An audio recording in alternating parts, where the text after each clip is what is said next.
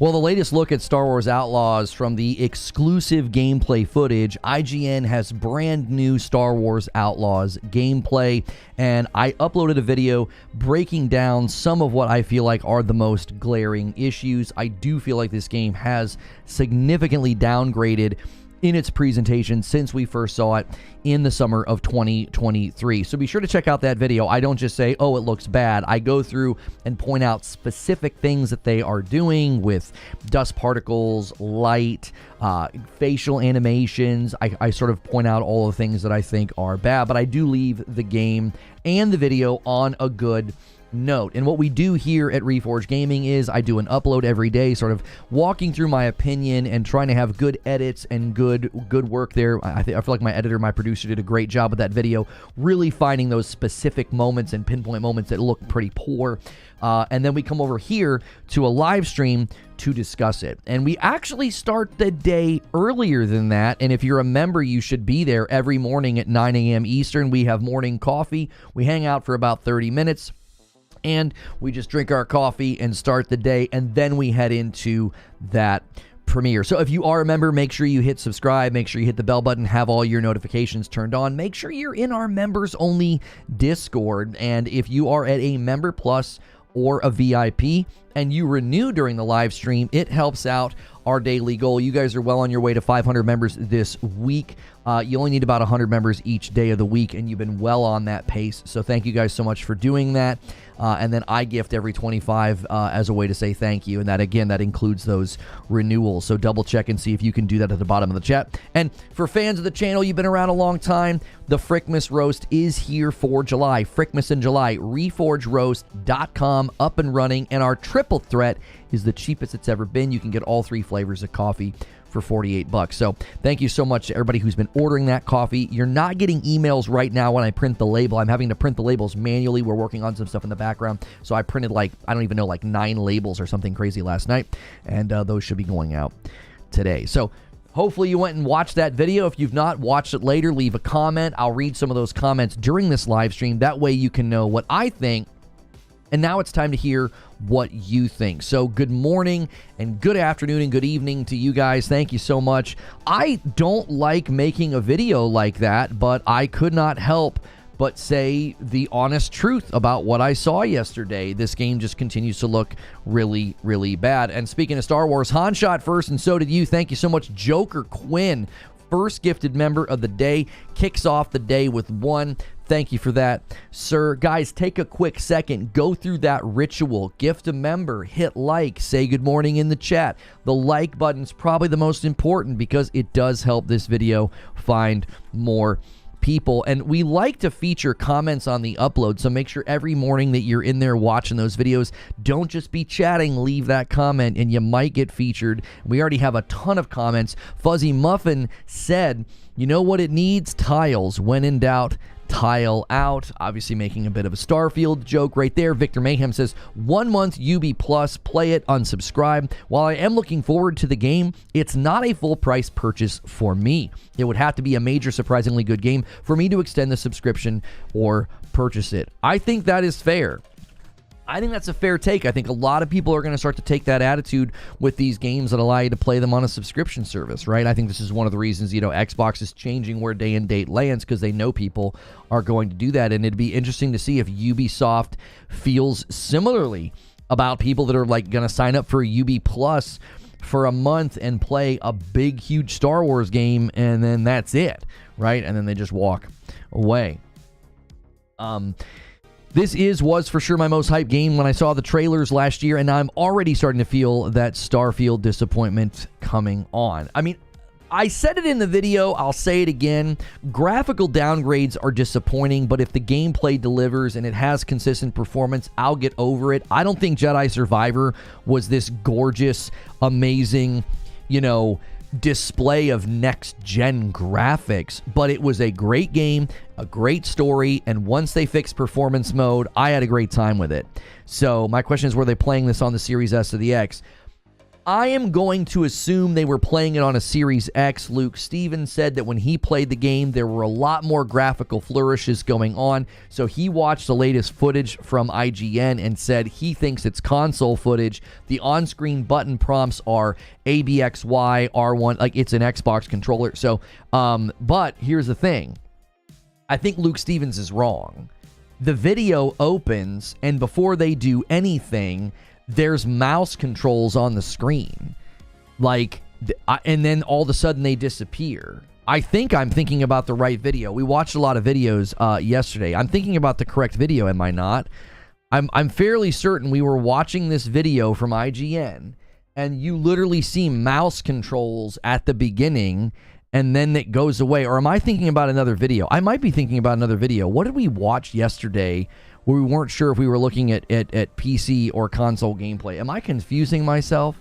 I think I might be confusing myself. We watched something yesterday where we weren't sure if it was PC or console, and we saw mouse controls disappear after a split second, which means they had a Xbox controller plugged into a PC, and then the minute you engage the controller, the UI changes. I thought it was this game. I might be thinking of something else. What else did we watch yesterday? I thought it was this game. I might be confusing myself. I thought there was a moment where I said, oh, the on-screen prompts are Xbox controls, but then I thought a screen popped up and showed us PC controls. So he might be incorrect. He again was basing it off of his experience with the game, but if you're playing a vertical slice, maybe they had some of those things turned up because they could get it to run better in the vertical slice. I don't know. I feel like Ubisoft lost the Star Wars fan base with Star Wars Outlaws and the franchise in general, with the female character looking like a male character. I don't think she looks like a male. I just think she looks like a puppet. I don't think she looks like a male at all. If you look at all their promotional materials, I think what you're saying is just not at all accurate. If you look at any of the posters, any of their tweets, any of their key art, she doesn't look like a dude. She looks like a chick from like an 80s movie. She's got the bangs and the kind of like feathered out hair, blown out hair a little bit, and I think she's pretty. Now, obviously in the game, I don't think she does, but again, her facial animations look genuinely terrible. It's like, I don't know what in the world they're doing. I don't know why they have, like, her eyes are darting around, her eyebrows are acting weird. She does like this one-eyed squint thing. I'm like, I'm not really sure what you guys are trying to convey here, but it just doesn't look good. It doesn't look human. It looks awkward, and she's not the only one. The other trailer that we looked at from a couple of months ago, all of the all the human characters look awkward. They look funny. Their eyes look weird. Their hair looks weird. It's not just her. And in the one time where she's talking to the guy where she's like, wait, hold on, she makes like 8 different facial expressions in like the span of like 2 seconds. It's like very, very strange. I do not think they went in and said, we need to make her look ugly, when all of the key art, like, think about what you're saying. They're marketing the game with posters and key art where she looks pretty, and then you go into the game and you're like, what the heck happened? I don't think that's some weird, like, oh, we need to make sure characters are ugly now. I think that that's just paranoia. I think people are paranoid with that because, they read one article, one email, or watched one YouTube video, and you've been red-pilled into thinking that, like, every single female now is being made ugly. All of the promotional materials, every time they push out new key art or new ads, it's like, no, she doesn't look like that in the posters. She looks like that in the game. She looks worse, especially when she has to emote, and I think that that's the engine. I do. I guess this isn't the game. I thought controls popped up at some point in this trailer. Am I misremembering? What were we watching where that happened? I didn't feel like we watched other gameplay yesterday of anything. Was it this game? Or I must be thinking of something else. I thought it was this game. I thought they went into the menu and like mouse controls popped up and then disappeared like a second later. It must have been a different game. Yeah, it must have been a different game. Then according to Luke Stevens, this is console gameplay. Which... what did we watch yesterday in members that I'm thinking of in Writer's Room? Let me go to my Let me go to my history on YouTube and see what we watched. I can't even remember. Boom, boom, boom, boom, boom, boom, boom. Yesterday we watched... What was it? What did we watch? Oh, was it Space Marine? It might have been Space Marine. Maybe it was the Space Marine footage that we were checking out. And no, we knew the Space Marine footage was on PC. That wouldn't have been a revelation. We knew it was on PC because it got hacked or whatever. I don't know what I'm thinking of. I swear we watched something yesterday where we had the person pulled up the menu and we saw mouse controls, and then all of a sudden we saw controller controls.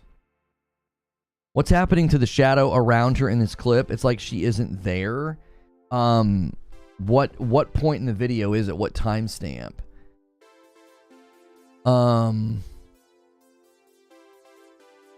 Right, there's almost like a glow around her. Yeah. It is awkward. There's a lot of awkwardness in how she's placed in the game. I'm trying to find that exact spot where she's like standing in front of the yeah, like right here it is. She looks very much placed. Like the shadow, there's like this weird buffer around her of shadow. It's so odd. I'm not sure what it is. I'm not sure what they're doing. It's like she has a drop shadow around her or something. It's a very, very weird effect. It's very jarring. It's extremely jarring.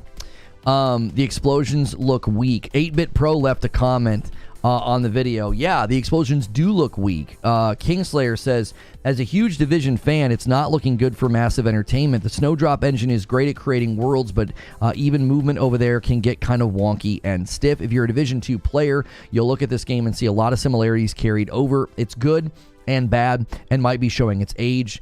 Yeah, I definitely think it's an engine issue. I do. I definitely think it's an engine issue. It's like, are you guys having a hard time with just making faces? Are you having a hard time making eyebrows move or, eyeballs move around? It's just really, really strange. Really bad depth of field. She fell face first and she got run over by a truck. I mean, that was a topic. I don't think... Do you understand what they would have had to do to their game if you genuinely feel like a memo was sent out and they were like, yeah, we got to make her ugly now? I don't even feel like discussing that anymore, I'll be honest. If you think that they voluntarily made her ugly and went in and spent a bunch of, an inordinate amount of time making the character ugly, I'm just done debating that with people. I don't think there's evidence for that. I think there's so much more evidence to the contrary. I'm just tired of having that conversation with people. It's just getting old. My theory is that they had a global illumination system, but they needed to kill it for performance, so all the lighting is wonky now. Yeah, it's almost like everything's jagged on her face. It's like the light hits her face. It's like whenever I did lighting for my drama class in high school, and one of the things they taught us is that you can't use above lighting down on a person, because what it does is it creates terrible shadows on their faces. So what you have to do is you have to avoid lights coming directly down where people are going to be standing. And if you do direct lights coming down, it needs to be diffused, and then you have to have lights coming from the front, either through spotlights, pin lights, or just general stage lighting. And so you do that because it makes people's features look bad, and it makes them look like an old, almost like elderly person, or like scary, and they're not supposed to look like that, right? Unless you're going for that. Maybe you're going, you're doing Christmas Carol. You might light Scrooge differently than you would, Tiny Tim.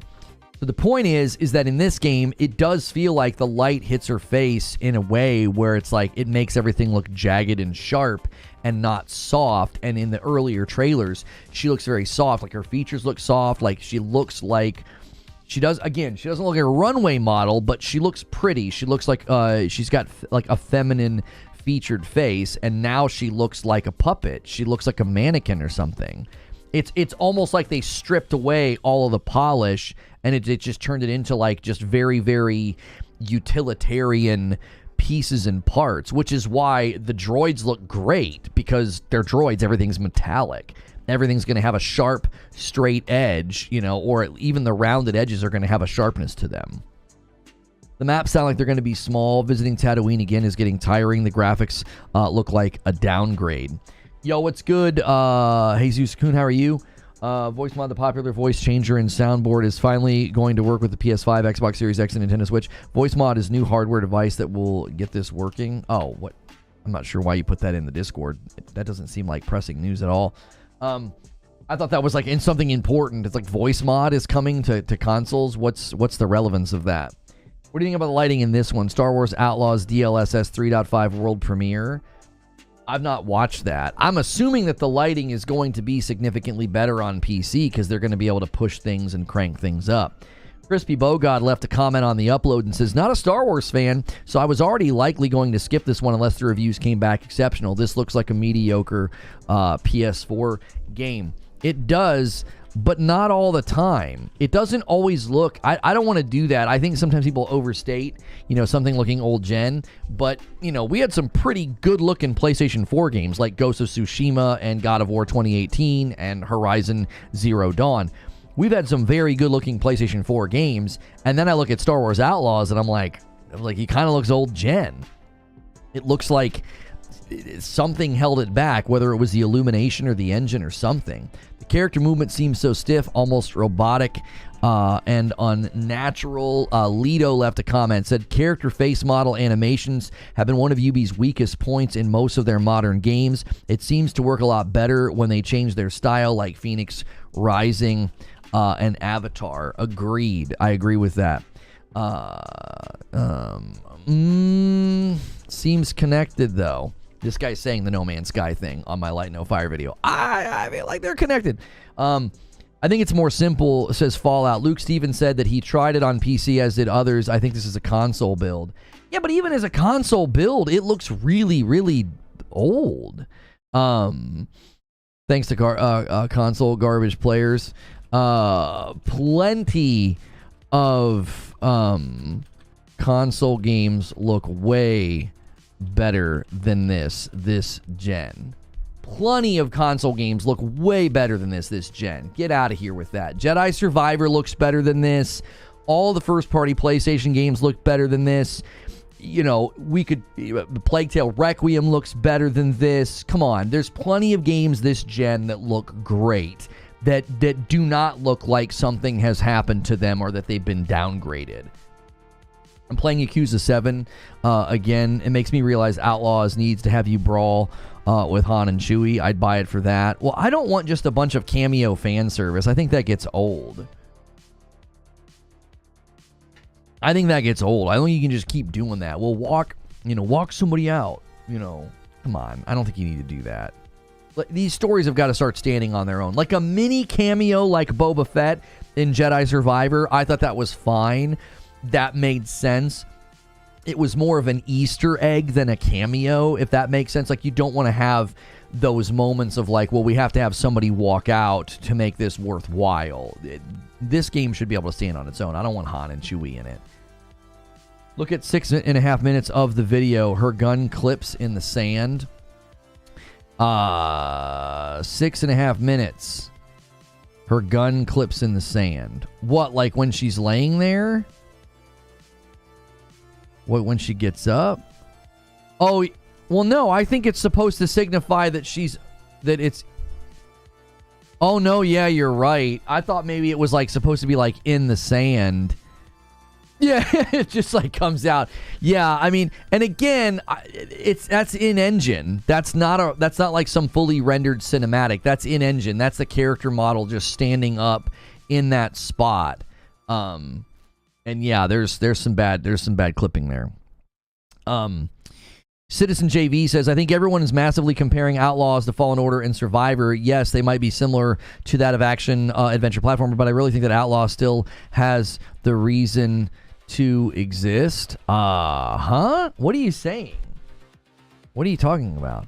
Why didn't they just let us make our own character in this game? Did you say that about Jedi Fallen Order? Like, did you want to make your own character in Jedi Fallen Order? Ubisoft strikes again. However, I'm still excited to play this game. Still gonna play it for sure. I'm still gonna play this for sure. I still think it has the potential to be a fun game. I just don't think it's going to be particularly strong in the graphical department. And again, I don't think Jedi Survivor was particularly strong in the graphical department. I don't think it was. But once they fixed the performance issues, I had a perfectly fine time, right? I had a perfectly fine time in Jedi Survivor, and I think Jedi Survivor looks a little bit better than this. Jedi Survivor had some rough edges as well. Even once they fixed the performance issues, there was still a lot of pop-in. There was still a lot of stuff going on. Breeze with the $5 Super Chat tip says, the game definitely looks dated. I agree with you. I agree with you. That explosion from the thermal detonator where she goes flying forward, like, what in the heck is that? What in the heck is that? Who captured that and thought, yeah, make sure that gets put in. It's bad. Now, credit to IGN. I feel like when they did this with Redfall, everybody gave them grief and said the player was terrible. And I think the player was actually trying to show us how brain dead stupid that game was and how bad it was. They were trying to show us. I feel like credit to them. We've been harsh. I think they've deserved a lot of the criticisms we've lobbied at them. I'm not going to walk any of that back. But they seemingly took the time to like really show all the pieces and parts of this, including a very, very rough sequence where listen, I'm going to show you guys this sequence.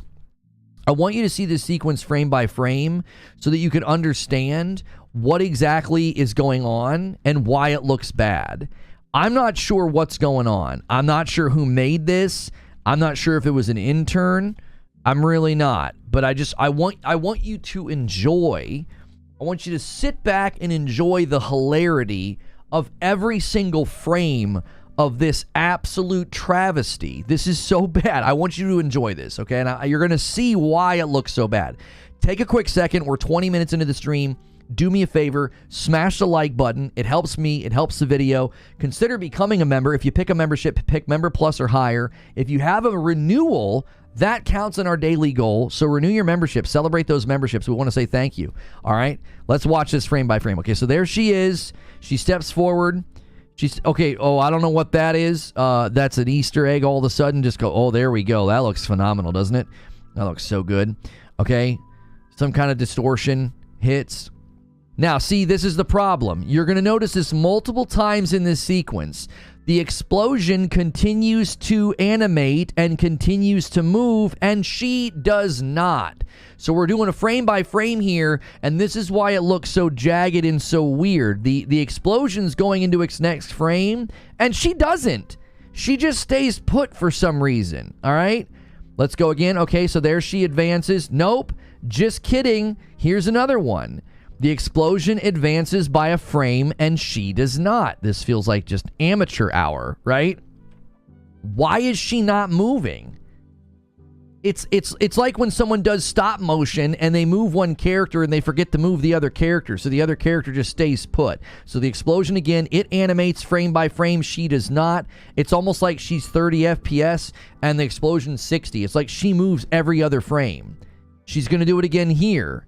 The explosion continues. She does not. She stays put. This is why it looks so bad. She looks completely disconnected from what's going on. I'm telling you, I feel like she's been animated at 30 FPS and the explosion 60. So the explosion is getting twice as many frames as she does. But interestingly enough, her hair moves here. What is happening? Who made this? Hang on, this is hair splitting. This is not hair splitting. I am explaining to you why this sequence looks so bad. A lot of people in the comments were saying, good Lord, that explosion looked terrible. I'm breaking it down to the minutia and saying this is why it looks bad. They're disconnected from each other. So she's standing still, but her hair moves. What in the heck's going on? Who animated this? It doesn't make any sense. All right, there. Now she goes. Look at the lack of fluidity, by the way. Look at the lack of fluidity. So the explosion gets a little bit bigger. It goes from that to that. But look at her. Look at her. Watch her arms. Watch her arms. Boom, boom. It's like there's entire frames missing from the animation. It's like she goes from her arms being at her side to just instantly being up in the air, and guess what? She's going to stay still again. The explosion's going to continue to animate, and she's not going to move. She's going to stay still. This is why it looks so jerky. It looks jittery. It doesn't look right. Something's wrong. Look again. Here we go. She's here, and then she's instantly here. Like, the explosion's barely getting bigger, right? Frame by frame, the explosion gets like a teeny bit bigger, right? Frame by frame, the explosion's, you know, it's feeling like, okay. And she just instantly is up in the air. Boom. Like, okay, she's going to stay put again. You see? This is why it doesn't look right. It looks dated because she stays here for 3 frames, boys. 1, 2, 3. There she moves. It doesn't make any sense. It doesn't make any sense. I've broken down frame by frames of games before, and it's like she's not animating at certain times. She's just staying put. You want? Yeah, I'll show you how it looks in motion in a second. There she goes again. She's not going to animate. She's just going to hang in there in the air. You know, 2 frames. Yep, she's just going to sit there. The explosion's, you know, getting slightly bigger, and she's not moving. Same deal. Oh, no. And now all of a sudden she's not going to do that. What the frick is going on, dude? Are you guys ready? There you go. Now you'll understand why it looks like this. Do you see? She looks like something's wrong. It's like jittery and weird, and I just showed you why. If you break down the frame by frame, she's animating at like 30 frames per second, and everything around her is animating at like 60. The frames and the movement you're showing isn't the reason, the lighting, the texture, and the position. No, you're completely incorrect. You're completely incorrect. Frames of her animation are either missing or non-existent. She just hangs in the air for 2 frames while the explosion is continuing to move. That's why it looks jittery. It's like, it almost looks like stop motion. She's not being animated with the same amount of frames as the explosion, so it disconnects her from what's going on. It doesn't even look like she's a part of the scene. It looks like she's been added to the scene later. You can catch a jitter even though I'm seeing tube through. Yeah, you can catch the jitter. And the other thing is she looks pasted in front of it. She looks pasted in front of it. She doesn't look like she's connected to the scene.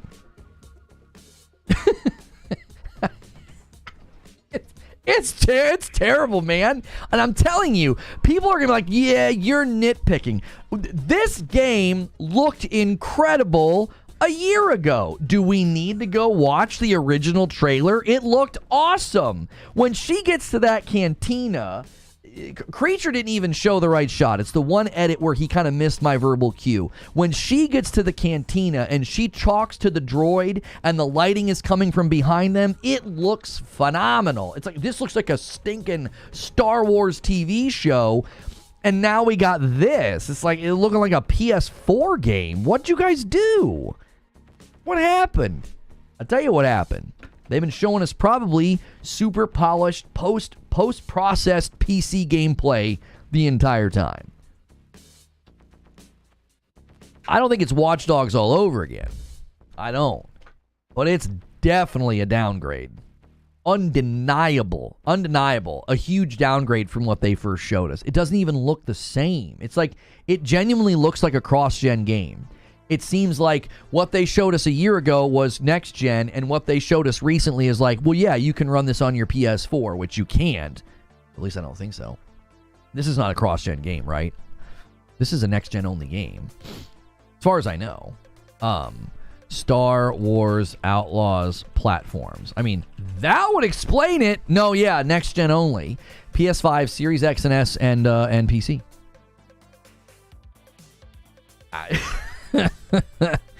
AOZ says, if I were to guess, I would say that the parallelism implemented at handling different animations are having issues keeping up. Since the explosion is simple, it's keeping up, and the character is behind.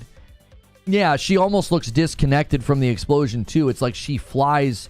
It's like she doesn't even move at the right time.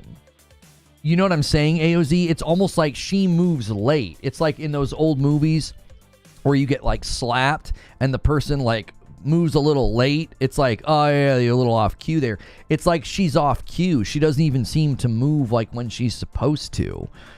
I'm telling you, boys, I really, really hope we just get consistent performance, right? If we get consistent performance, then I just don't care. I do not care. If I can get 60 FPS, open world, and it runs well, I think the mission structure sounds cool, right? I think the mission structure sounds cool. I like the fact that there's like you're not getting like XP and like leveling up you're not like leveling up a skill tree. You go to an expert, you do the mission for the expert, and then you acquire a new ability. I like that. It makes your side quests more meaningful. It makes an inconsequential character suddenly consequential. It's like, oh, this little Jawa or whoever, and I'm going to gain this ability. I like that better than games where like you do a bunch of side quests, now you have a bunch of XP, and you're slowly meandering your way through a skill tree. Now, I thought that was fine in Jedi Survivor because you have a lot of different build choices. Like, I was the heavy saber and the blaster stance the entire game. I loved it. There are other people who would play that game quite differently than me, and I think that that's good that they give you that ability. There's also people who lean a little bit more heavily into the Force in that game, and you've got different abilities and different skills and things you can spend. I just don't do that in Star Wars Jedi Survivor. I liked using the heavy blade the most, the heavy saber. They went so hard with the world in Avatar. I hope they can do something similar with the world and better quest structure. Yeah, what's Avatar in? Isn't the Avatar game Avatar game engine, isn't it Snowdrop as well? Yeah, that doesn't make any sense. Avatar Frontiers of Pandora is like one of the best looking games that I've played in the last couple of years. It's up there with like Cyberpunk Phantom Liberty as far as like world graphics, lighting, character details. Just great. Didn't Luke Stevens say this might be Series S footage? Is that, well, why would they do that? I asked the guy on Twitter. I did not get a response from the guy at IGN. I did not get a response. Yeah, Farrah, Brooklyn Breed asked the same question on Twitter. He says, I was watching some of the gameplay from IGN. I'm honestly wondering if they were playing it on a Series S. The frame drops I see versus other people showing early gameplay was very telling. Well, why would IGN do that? Why would you play a next-gen only game on the weakest system in the market right now? That's not a good showcase of the game. I don't understand that at all. I wish we could get an answer. I'm still going to buy it. People are saying mid-game. Other people are saying that there's other people getting on my feed saying they think it's on the Series S. They're like, hey, look, I'm seeing other gameplay that looks fine. Who else has captured gameplay that's not B-roll, though? Who? Where, Infinite? Do you know a content creator that's uploaded their own raw gameplay? I've not seen that. When I looked yesterday, IGN was the only company that had new gameplay. All the other gameplay, I believe, was B-roll. Star Wars Outlaws gameplay. Yeah, this is IGN exclusive 10 minutes. I don't know of anybody recently that's uploaded footage. I mean, we got Greg here from Kinda Funny Games saying that he played it, but I'm not seeing new gameplay footage. You have no idea? I've got people on my timeline saying that, so I'm not sure. I'm not sure what's going on. It looks like even Star Wars Theory, it looks like he liked the footage from a year ago. It seems like he enjoyed it. Yeah, that was a good... I'm telling you, that trailer from a year ago, it had people excited. It looked good. It looked good. Oh, he's behind me. Sorry, Star Wars Theory. This is the scene to me that made me wonder what in the world they were doing with the lighting and stuff. This scene right here where she comes in, and when he comes into frame in the cinematic, boom, that right there. And then look at the band of lens flare on her hair. I think that's why the lighting in some of the gameplay just looks terrible. They're trying to give it that old movie lens feel. Yeah. A month or two, this game, like any other Ubisoft game, will be 50% off. I can't see Ubisoft, Microsoft, or even IGN thinking the Series S was the way to advertise marketing footage for the Series S. No way. Right, like if you're giving Ubisoft the ability to capture 10 minutes of exclusive footage, wouldn't you say, can you please do that on the Series X? You know there's going to be issues on the S. There always is. The S does not run games as well as the X does. That's not scandalous or hateful to say. It's a fact. The Series S does not run games at the same fidelity and at the same consistency of performance that the Series X does. We all know it. We've all seen it. It's a fact. I don't know why you would have them doing that. Like if I'm on the marketing team for for Star Wars Outlaws, the last thing I'm going to do is let more bad footage come out. They got ripped up a couple of months ago. Those trailers got shredded because you could tell it didn't look as good as the trailers from a year ago. It was clear that something seemingly had changed.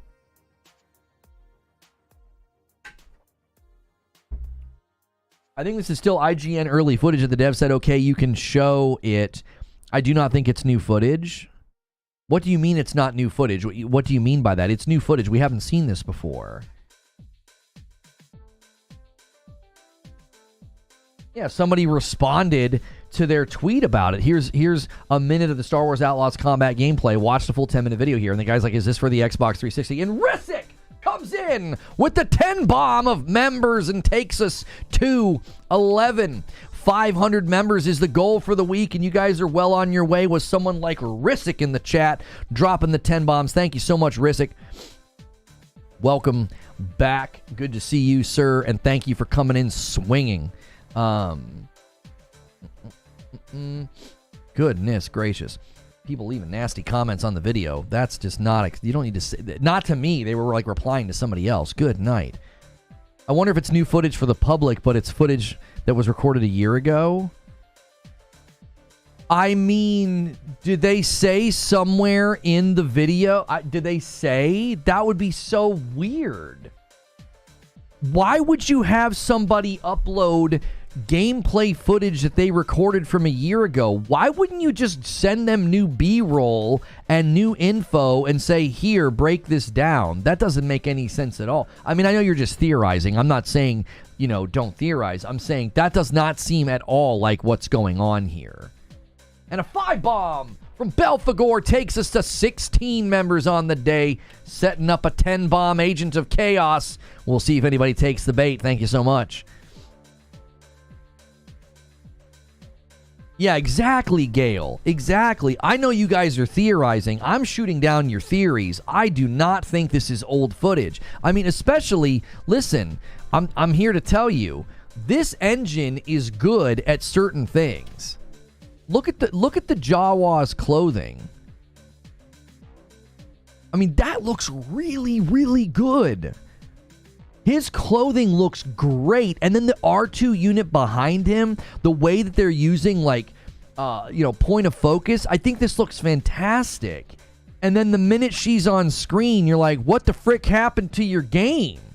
Like, her hair is jagged. Her movement is wooden. But then look at her jacket. Her jacket looks great. The lighting on the jacket looks great. I'm telling you, they have a really, really hard time with human faces and movement. This engine just can't do it well. Everything else looks great. All of the non-human faces, look fantastic. They look one-to-one right out of Star Wars. The R2 unit, the protocol droid head, that's sitting in like the basket.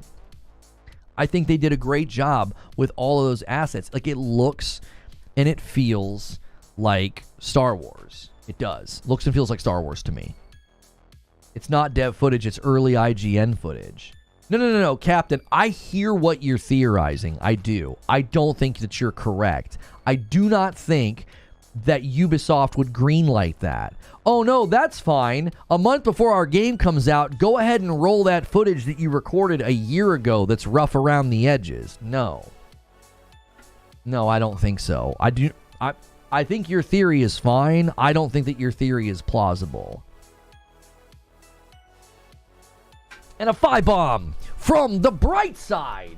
And takes us to 21 members on the day. Got a little bit of a gifted member train going right now. Thank you guys so much to the bright side, to Belphegor, and to Risic. You guys are the best. It's almost like the team that worked on the main character was completely separated from the rest of the devs. No. I don't think that that's it, Raijin. I think it's the engine. I think the engine sucks at human faces. I do. They're lowering our expectations. I mean, listen, I'll be honest. If I had to choose between what's happening and what they could have done, they could have just kept, trotting out really, boosted footage from PC, and then we would get it and be like, what the heck happened? I'm at least going into the game knowing, like, okay, it's going to be rough around the edges. This isn't going to be the prettiest game in the world. At least, like, I can give them credit for that. They're giving us what feels like a very raw look at the game. It's just a bummer that the raw look at the game is such a step down from what they showed us a year ago. Ubisoft is known for massively downgrading, and this will be no different. Yeah, but they've got a good track record recently with games like Avatar. Avatar didn't downgrade. The last couple Assassin's Creeds didn't downgrade when they came out. They looked like the trailers. I don't feel like the last couple times I've seen like a Ubisoft game marketed and come to the market, I don't feel like I've been like, oh wow, here we go again. Some huge downgrade. Saving themselves from backlash? I mean, maybe. The IGN footage so close to release is supposed to get us excited, says Gale. No one greenlit year-old gameplay or playing it on the weakest system it's releasing on. I agree with you. I don't think this is on a Series S. I think it's on a Series X. I think it's on an Xbox. And I think that this is an honest look at the game. It's going to look and run like that. It's not going to be the most polished, the most optimized experience. It's not going to. I think we're getting a very, very honest look at the game. I think they captured this on a console, and they're letting us see it for what it is, which I appreciate that. I think that that's better than the alternative. It would have been extremely easy to just keep trotting out footage that looked really good that didn't represent the final product. I think they downgraded it to make it run on the Series S. Well, I don't think you would downgrade the entire game, though. I mean, we'll see when it comes out if there's a marked difference between, how it runs on PC, PS5, Series X, and S. Like, we'll have this spectrum of performance. That, I don't agree with you. I don't think they were like, well, Series S, got to downgrade it. I mean, the Xbox version may have suffered from that because they're building for that system, and they would focus on the Series X first, and the version for PS5 might not be affected by that, but there's no way to know until it comes out. I don't think that's what's happening here. I don't. I think their engine in particular isn't great at certain things. I don't think it's great at the lighting, and I don't think it's great at faces and animations, and that's what you can see in the video. Everything else looks and sounds fine. Sound effects are fine. The textures of the droids and the clothing are fine. I think the combat looks fine. I think they were thoughtful about the mission structure, like I said, with the expert missions. I think all those things are fine. I think this is an engine level problem. I don't think this is like, let's blame the Series S. I think the Series S, you can lay a lot of things at the Series S's feet. I don't think this is one of those times. I don't. I think that narrative will continue to be interesting the more and more that Xbox leans into doing multi-plat releases of their biggest property. I think that's going to be an interesting discussion when we see the breakdowns of performance, especially once the PS5 Pro is in circulation. But I don't think that that's what's going on with Star Wars Outlaws. Star Wars Outlaws has been in development for a long time, And very likely, this is, I think, again, this is an engine level issue. Eerily sus that it only got a year from announcement to release. Sheriff Bruce Lee with the 5 bomb. That's Agents of Chaos. Pushes us past the 25. So that way we're sitting on a 26 out of 50. I now owe you guys 5 members. Thank you so much, Sheriff Bruce Lee, for doing that. Listen, if you guys get a gifted membership, be sure to say thank you to the people that do that. You get access to multiple extra segments a day. We start the morning with you, with the members, in Morning Coffee. It's a 30-minute segment that we live stream just to start the day. So thank you so much for being here. If you got a gifted membership, it means you watch and support the channel enough to get one, and we would love to see you involved in our daily segments just for members. If you're paying for your own membership and you have a Member Plus or a VIP, celebrate those renewals in chat. They add to this total. And if you want to add to that total every month, be sure to upgrade off of standard membership. It's only $1 more. Supports the channel directly, and you can help us hit these weekly and daily goals. Thank you guys so much. The design of these games, they designed these games to run on PCs that are less performing than the Series S. Should we shame those lowly PCs as well? Well, I think there's a significant difference in what you're saying, Kumi. There is a significant difference between saying, hey, we have allowed you to shut off A through F, and this will run on a weaker PC, okay?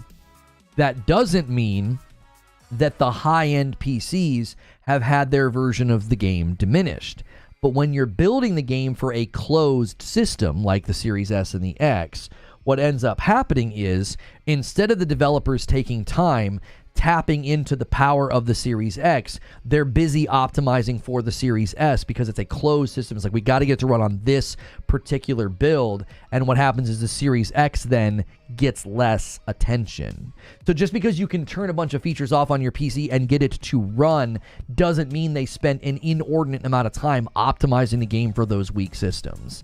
Do you see the difference? Yo, Raven with the 5 bomb. Dave got a member. Thank you so much for gifting members. And one went to Dave. Raven bumping the line to 31. Setting up the 20 bomb. Agent of Chaos. We'll see if any of the big boys are in chat. We'll take that bait, Raven. Nicely done. Yeah, Jedi Survivor is still a stuttering mess on PC. Exactly. Like, there's a world of difference between saying, we're going to build this game with a spectrum of options that can be turned off, and when you turn all these games off, it will run on a weaker system. That doesn't then therefore mean that it's running well. If they're shipping to Xbox, there's a certain threshold of performance that's expected, and they have to optimize the version of the game to run specifically on that hardware, because they're saying, we're selling this to you. Min specs on Steam, people with lower end rigs just have this expectation of, I'm going to have to tinker, tweak, and adjust to get this game to run. They're not, let me explain it this way. Let's say they have min specs on a game that says you can run this on a 1080 card with 8 gig of RAM, okay? They don't sell you that version of the game. They're not like, here's the 1080 8 gig version. No, they sell you the same version that everybody on PC gets, and then you adjust and fiddle with things to get it to run as good as possible. You sort of know what you're signing up for. When they build it for the Series S, they're selling you a version built for, optimized for, tweaked for the Series S. Do you see the difference? So when that happens, what you have to ask is, how much did the developers focus on optimizing, tapping into, and adding in extra goodies for the Series X? I will give you an example. When Horizon Forbidden West was developed, they said, let's add in cinematic lighting to the whole game for PS5. So what they did is they said, here's what the PS5 can do. We're going to tap into that. When they built Ratchet & Clank Rift Apart, they built sequences that had seamless loading and rifts and all these cool features that they're like, we couldn't do this in the past. So what they do is they look at the actual device and they say, let's get everything we can out of it. When you approach Xbox, you have a very, very different equation on your hands. You have to say, okay, we've got to get this game to run well on the Series S. That's priority one, as it should be. That should be priority one. You sold a bunch of people a console that promised next-gen 1440 60 as like base level performance, and now you got developers trying to figure that out. Well, when they're done doing that, you then have to ask, how much time do they spend, adding in features like, I don't know, making sure the ray tracing is running well, making sure that the performance mode is optimized and running well, maybe a 120 mode, right? We've gotten 120 modes in some of the PS5 games. Do you see the difference? If you had one system that you were building for, you would end up getting a better optimized product. You would end up getting, I would argue, a better product in general. So that's the difference. So it's not like, oh, it's the Series S's fault, it's the Series S's fault, which I'm sure that's what people will say I'm saying. I'm not saying that. I'm not saying it's the Series S's fault. I'm just giving you the cold, hard facts of what development looks like. When development approaches a system, they're always going to, and this is straight out of the mouths of developers, they're always going to go to that lowest common denominator first and ensure that the game runs well there.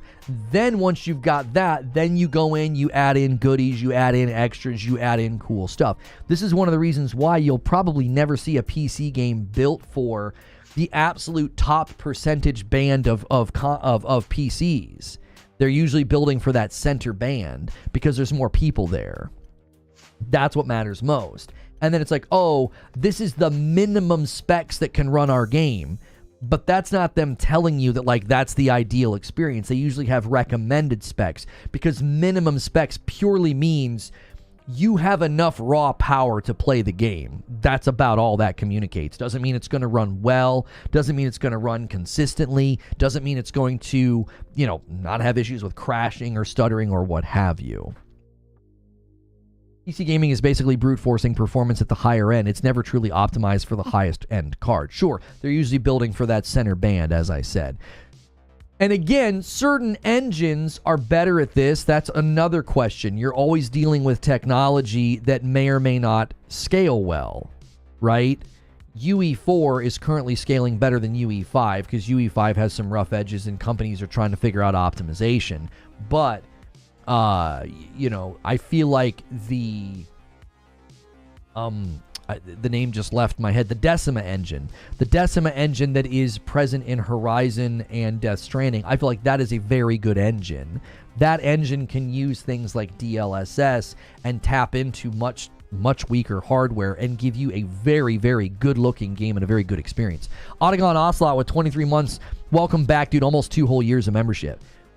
So sometimes it's dependent on the engine as well, which is why I'm looking at the Snowdrop engine and wondering, are they bucking up against limitations in the engine? Yeah, the RE engine does a very good job with scaling.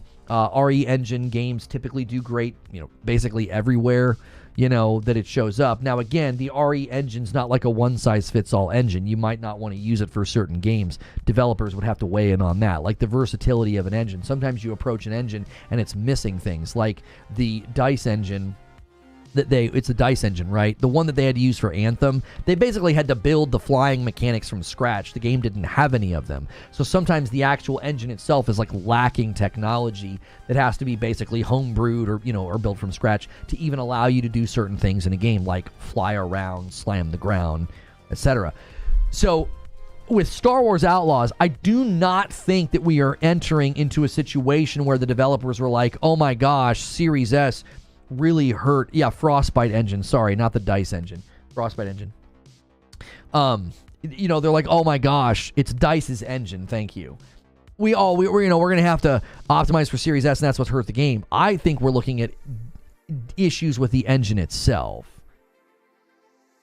That's my theory. Like, if I was to put pen to paper and I tried to theorize what in the world happened to Star Wars Outlaws, I would say, yeah, your engine's running into issues. You wanted to make a character that looked real and have this good emotion on it and good lighting. You're trying to tap into next-gen things, and they just haven't quite figured it out. It's not quite there yet. This guy says, I disagree. I think the game looks amazing. Looks far degraded. compared to last year. You can think it looks amazing, but I think you have to admit that it looks far worse than last year. I don't think it looks the same at all. I'm reading comments on I think was it shot on PC? Looks like console EBH. Just reading some comments on the upload from earlier here. Oh, we're also getting comments on my short. It says here, cash grab. Nah, I don't think so. I think it's engine trouble. I don't think this is a cash grab. I think it's engine trouble. I think they build a big game. I think they build a nice game. Like Tom Henderson from Insider Gaming, he weighed in on Twitter, and he said the same thing. He said he thought it looked bad. We were not alone in our assessment yesterday when we watched that trailer. We were kind of like, ew, what'd you guys do to this game? You know, it doesn't look very good. Yeah, right here, AI summary on Twitter. Star Wars Outlaws gameplay reveals divided reactions. The recent reveal of Star Wars gameplay Star Wars Outlaws has sparked divided reactions amongst fans and critics, with some expressing disappointment over the game's apparent lack of polish and frame rate issues, while others highlight the game's nostalgic charm. The gameplay footage has sparked debate over the game's readiness for release. So IGN here. And here's what Tommy Hendy said. I just watched the IGN first preview of Star Wars Outlaws. Here, let's get this a little bigger on screen for you guys. And it looks very unpolished for a game scheduled to release in 6 weeks. This really sucks to say, but I am unfortunately not surprised. So, yeah, I mean, Tommy was one of the guys that first weighed in. And, I mean, we watched on stream a couple of times, and I was like, that looks rough. I'm not sure what y'all did or what changed, you know. Here's somebody saying, it looks unfinished, especially in this area where the frame rate drops significantly. Yeah, where she jumps, the explosion. Yeah, other people are analyzing the explosion, saying the same thing. Here's somebody cosplaying as Kay Vess, Ruthless Night Sister is her name. New piece of info we get, I'm more excited. Oh, she's excited about the game. It's actually a pretty good cosplay. That's actually pretty good cosplay. I wonder if that's a wig or if she cut her hair like that. That's not bad. That's that in the jacket too. That looks she did a good job. Yeah, so mixed responses here, you know, to what feels like some kind of a downgrade, you know. Eugene says, my opinion of the game hasn't really changed with this new footage. It's always been a wait for sale game. Fallout says, I'm still looking forward to it personally. Not sure about day one, but I've been conditioned to not pay full price for Ubisoft games. Eugene says, if I was ever impressed by it, I would have never been a wait for sale game for me. They need to stop making the Star Wars games cash grabs. I think the game will be big and fun, not a cash grab. I think describing it as a cash grab is a little unfair. I feel like they built a good-sized, thoughtful game. This person here, I'm sorry, says the facial animations that were shown in the latest gameplay were non-mocap cutscenes typically used in side quests. That's why it looks worse. Watch the first trailer. It goes from cutscene to gameplay seamlessly in engine, right? And her face looks way better. If you go to the original trailer, they're in engine the whole time that she kind of pets the little guy, and then she turns and then she starts, you know, to go out onto the mission. I don't believe that we're dealing with like, oh, it's just not a cutscene, so it looks bad. No, they're from the original trailer. There's great footage of her face before she goes out into the room to start sneaking around. See Lou at 15 months and a Member Plus. Member Plus and VIP renewals, they now count in the member goal. That bumps us to 32. Guys, do a quick check. Hit the $ sign at the bottom of the chat. See if you have a celebration for a membership. Dave says, a lot of the footage looks like she's in front of a green screen. It's very off-putting. I agree with you. It looks more simple. Luke Stevens says he tried it on PC. This looks like a console build. Number 3 in what? This guy says, just remember PlayStation's number 3. Number 3 in what? What exactly are they number 3 in? Let's see here. The irony of this gameplay trailer is that despite the criticisms of the performance, it was the first time since the game's announcement that I'm genuinely interested in it. One thing holding me back is it feels hard to tell how much of each planet is explorable. I know we can expect Far Cry levels on each planet, but with the way they are constantly telling us about its vast and seamless open world, I'm not yet convinced. And upgraded to a VIP Plus Behemoth. I'm going to count that. Anytime you guys upgrade your membership, I'm adding it to the total. That takes us to 33. Thank you so much, Behemoth. Good to see you, brother. Some more comments here on my short as well as the upload. They did make the character ugly, maybe on purpose to go the opposite way of the Stellar Blade did to avoid backlash.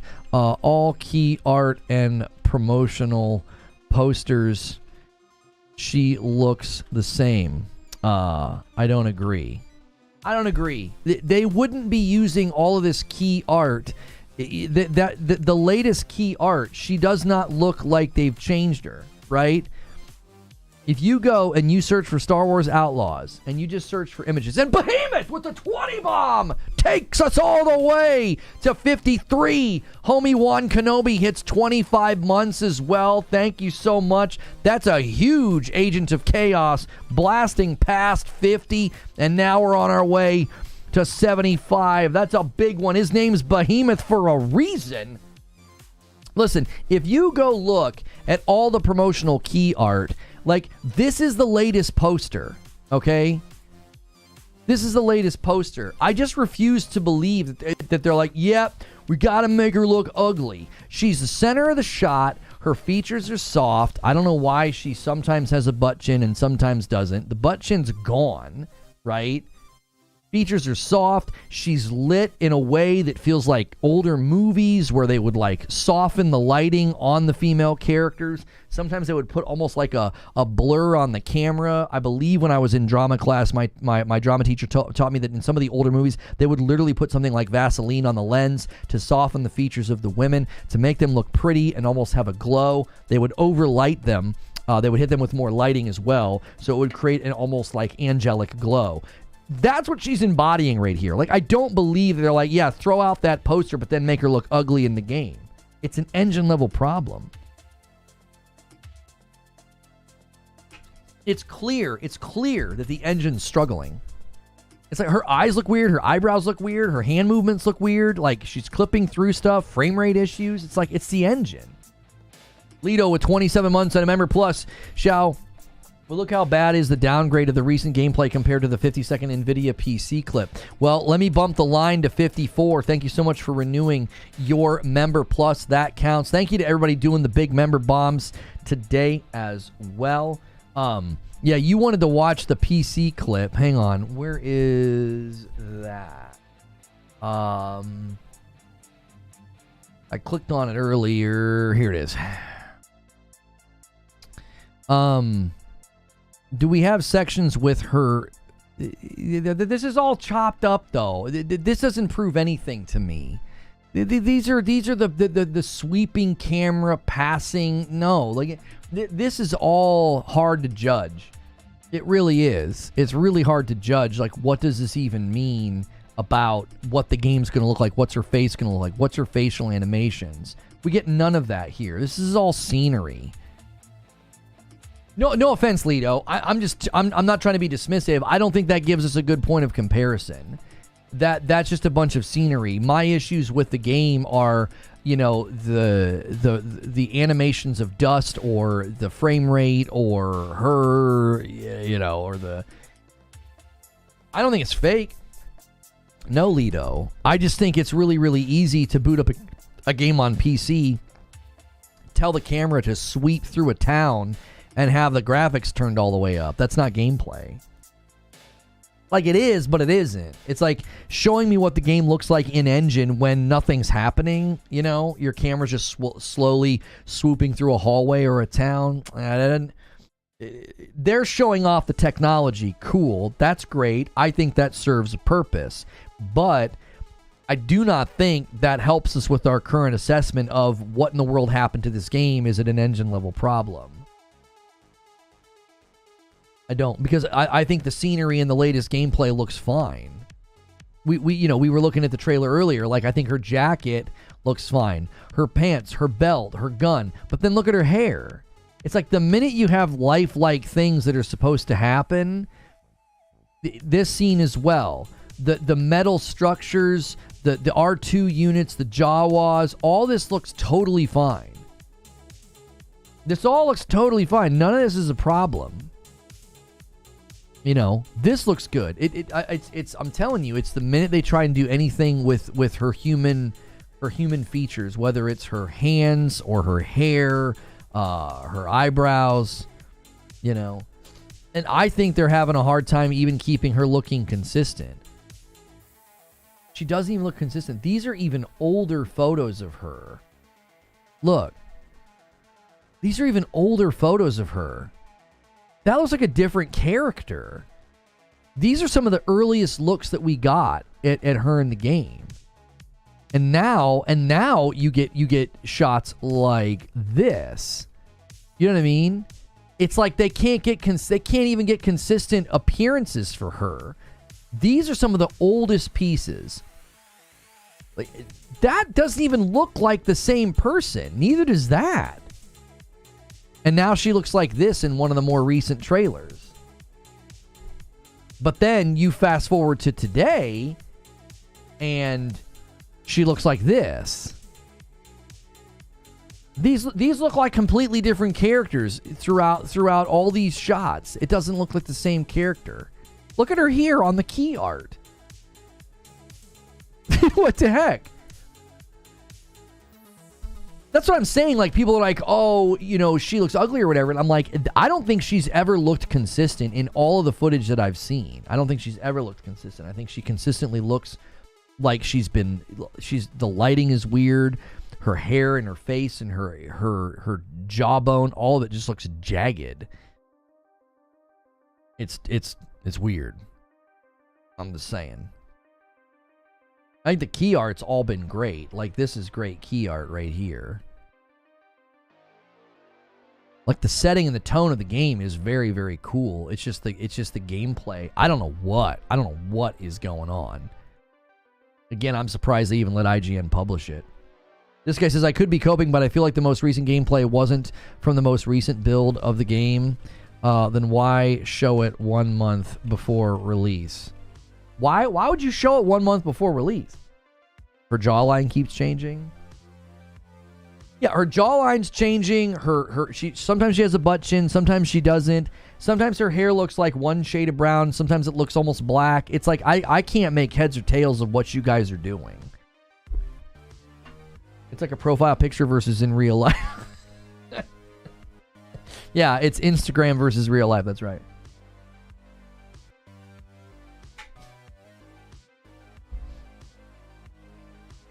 Do we get different guns? Yeah, there's different guns. You can pick up different guns in the... Did I do the 5 that I owe you guys? I owe you guys 5 more. I don't know if I did the other 5 members that I owe you. Here, hang on. Let me check fan funding to see if I did it or not. No, I did not. I owe you guys 5 members. Let me do that right now. Yeah, they... hang on 1 second. There we go.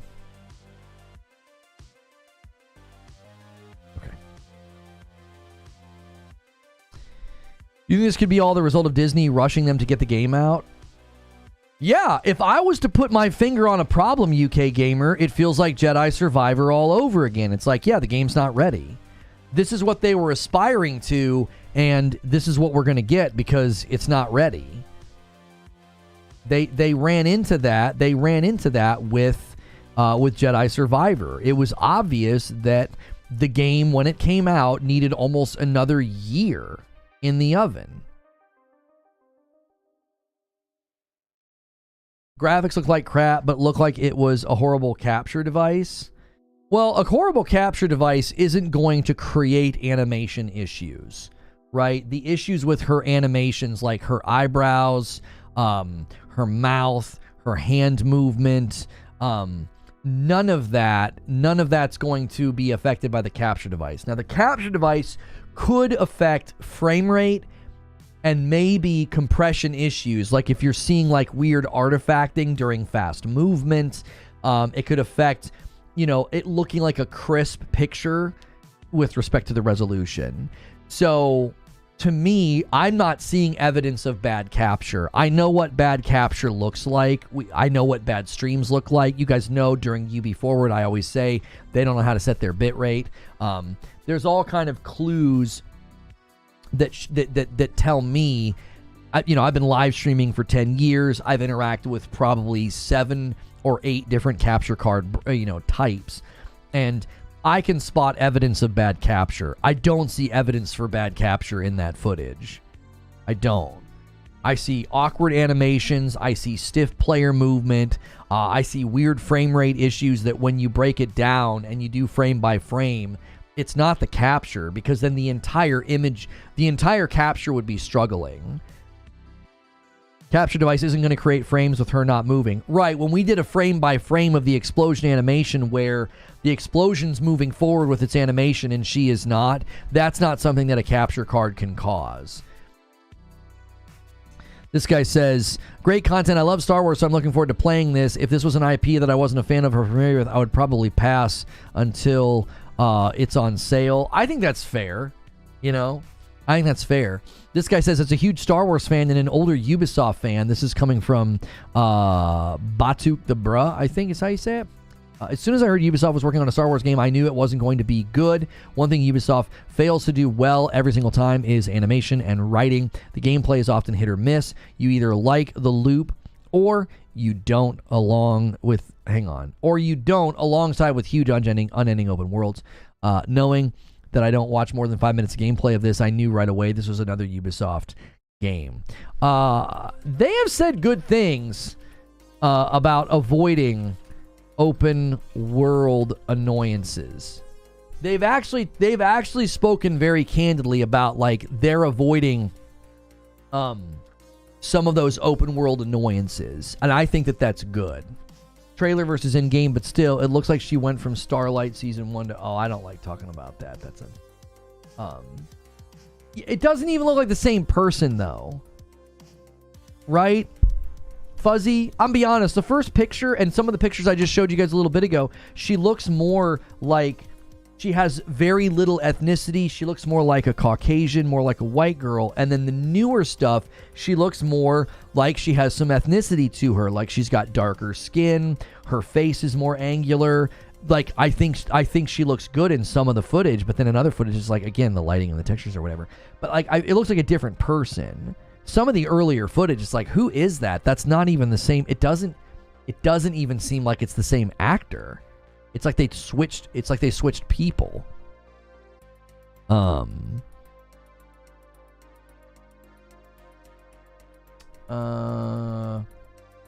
You would have had just started gaming if you thought this gameplay would steal any kind of a show.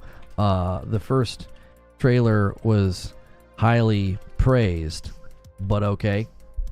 First trailer was highly praised. Everybody was like, this looks like a great game. So... I don't really care about shiny graphics. I care about story, game mechanics, and combat feel, says Zoe. Combat concern here looks valid to me. People complaining that she's ugly is just insufferable. This is entitlement that suggests women exist to titillate you. Straight women and gay men, I assume. They've been playing as ugly men for years. Get them. That's funny.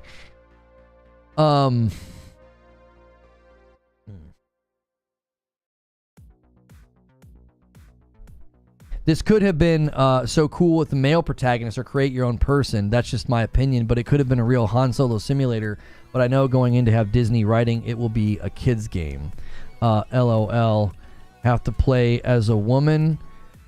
Give me a man or create a character. Bet you didn't say this about Jedi Survivor. Like, it's so funny to me how people just so quickly self-report. It's like the minute the lead is a girl, they're like, why can't I create my own character? It's like, did you say that in Jedi Fallen Order and Jedi Survivor? You know? Or if like you're really anti-ginger, where you're like, I can't believe I have to play as a ginger. Why don't they let me edit my character? Like, come on, quit self-reporting. It happens every time. It's like, I've been covering games for a decade, and it's so consistent. If I see a comment that says, why can't I create my own character? I could put a blindfold on and be like, let me guess, lead character's a woman, right? Got it. Like, every time. Every time. Did you see the Hollow video? Ubisoft sent him gameplay footage of around 45 minutes. I don't care if they sent him footage. That doesn't mean anything to me. Yeah, I don't care. That's not compelling. If you're sending me B-roll... Oh, you guys are ready. James. Huh? Got it. Another person. You can tell me later. Got it.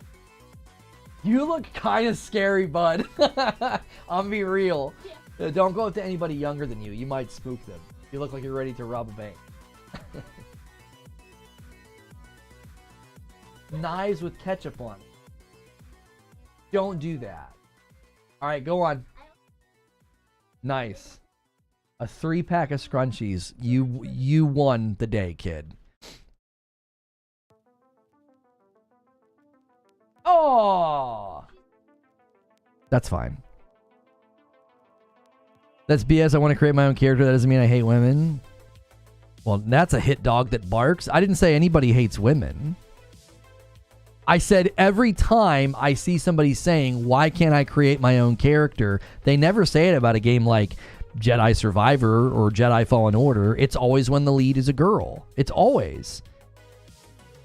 I'm not saying what you hate. I didn't say you hated anything. I'm saying I've been doing this a long time. And without fail, if I see a bunch of crying and moaning about, I wish I could create my own character, 100% of the time, universal truth, it's always a lead that's a girl. Every time. I've never seen anybody say that when the lead's a guy. Ever.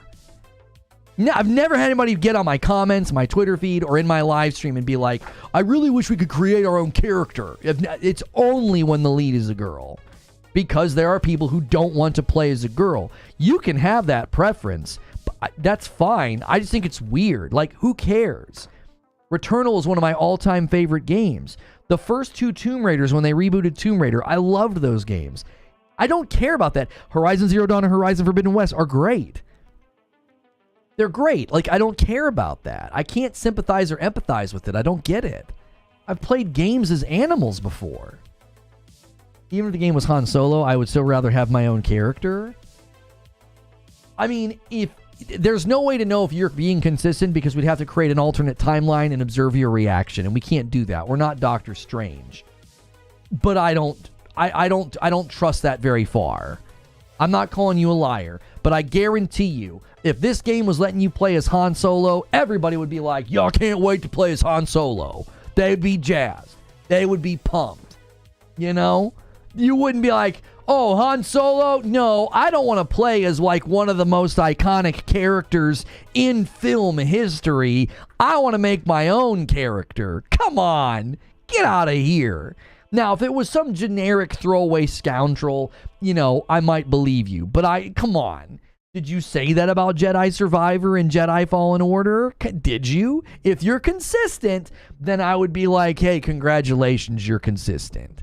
But I've never seen anybody say this when the lead is a man. Ever. It's always when it's a girl. The video was sent to him around a month ago, and it's live on his channel, and the graphics and the gameplay is very good. I don't understand what happened in yesterday's video. Billy, I don't care if a company sends somebody B-roll. That's not compelling to me. That could all be cleaned up. It could be vertical slices of the game. It could be post-processed. It could be simulated sections. There's no way to know if it's B-roll. If I don't have my hands on the game installed on my rig or somebody else, then I don't care.